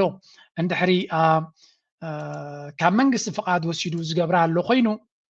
ኣብዚኣ ፕሮጀክት ናትና ኣይሆፕ እዚኣ ቪድዮ እውን ክትበፅሖ ጎፋንድሚ ጌርና ንሃገርና ንምፅባቕ ዓቕምና ከነበርክተሉ ንኽእል ሓሳብ ኣለኒ ሓሳብ ጥራይ ዘላትን ገና ዝኾነ ይገበርኮን ከም ሓሳብ እያ ትመፀን ዘላ ሕጂ ስለዚ ነዚ ሓሳብ እዚኣ እትድግፍዋስ ከፅሓፉለይ ኣነ እዚ ጎፋንድሚ ኢልካ ገለመለ ኣይፈትዎን እንዴ ምክንያቱ ብዙሕ ነገራት ይትፈጥር ስለዚ ንሳቶም ነታ ፕሮጀክት እትያ ክንገብራ ደሊና ኣለና ኢሎም ተኸታትነት ዘለዎ መንገዲ ሊንክ ኣቑሞም ሓግዘና እንድሕር ኢሎምኒ እዞም ተኸታተልቲ ናተይ ፅባቐ ናይ ኤርትራ ዝፈትው ስለዝኾኑ ክሕግዙ ይኽእሉ እዮም ዝብል እምነት ኣለኒ ናይ ብሓቂ ብተግባር ዝሰርሑ ዘለው መንእሰያት እዮም ዝመስሉ ዝሓለፈ እውን ኣብቲ ሓንቲ ህንፃ ከማ ገይሮም ፅቡቅ ገይሮም ኣነፂሮማ ነይሮም ዋን ቲንግ ኣት ታይም እናገበሩ ዝኸዱ ዘለው እዮም ስለዚ ነዚኣቶም ክንሕግዞም ከመይ ይመስለኩም ናትኩም ርእቶ ክሰሚዕ ደሊ እዛ ቪድዮ እዚኣ ቁርፅ ኣቢልኩም ተብፂሕኩምሎም ድማ ንሳቶም ክሰምዕዋ ይኽእሉ እዮም ደስ እናበለና ብሓደ ክንሕግዝ ንኽእል ኢና ኣብ ደገ ዘሎ ፅባቐ ናይ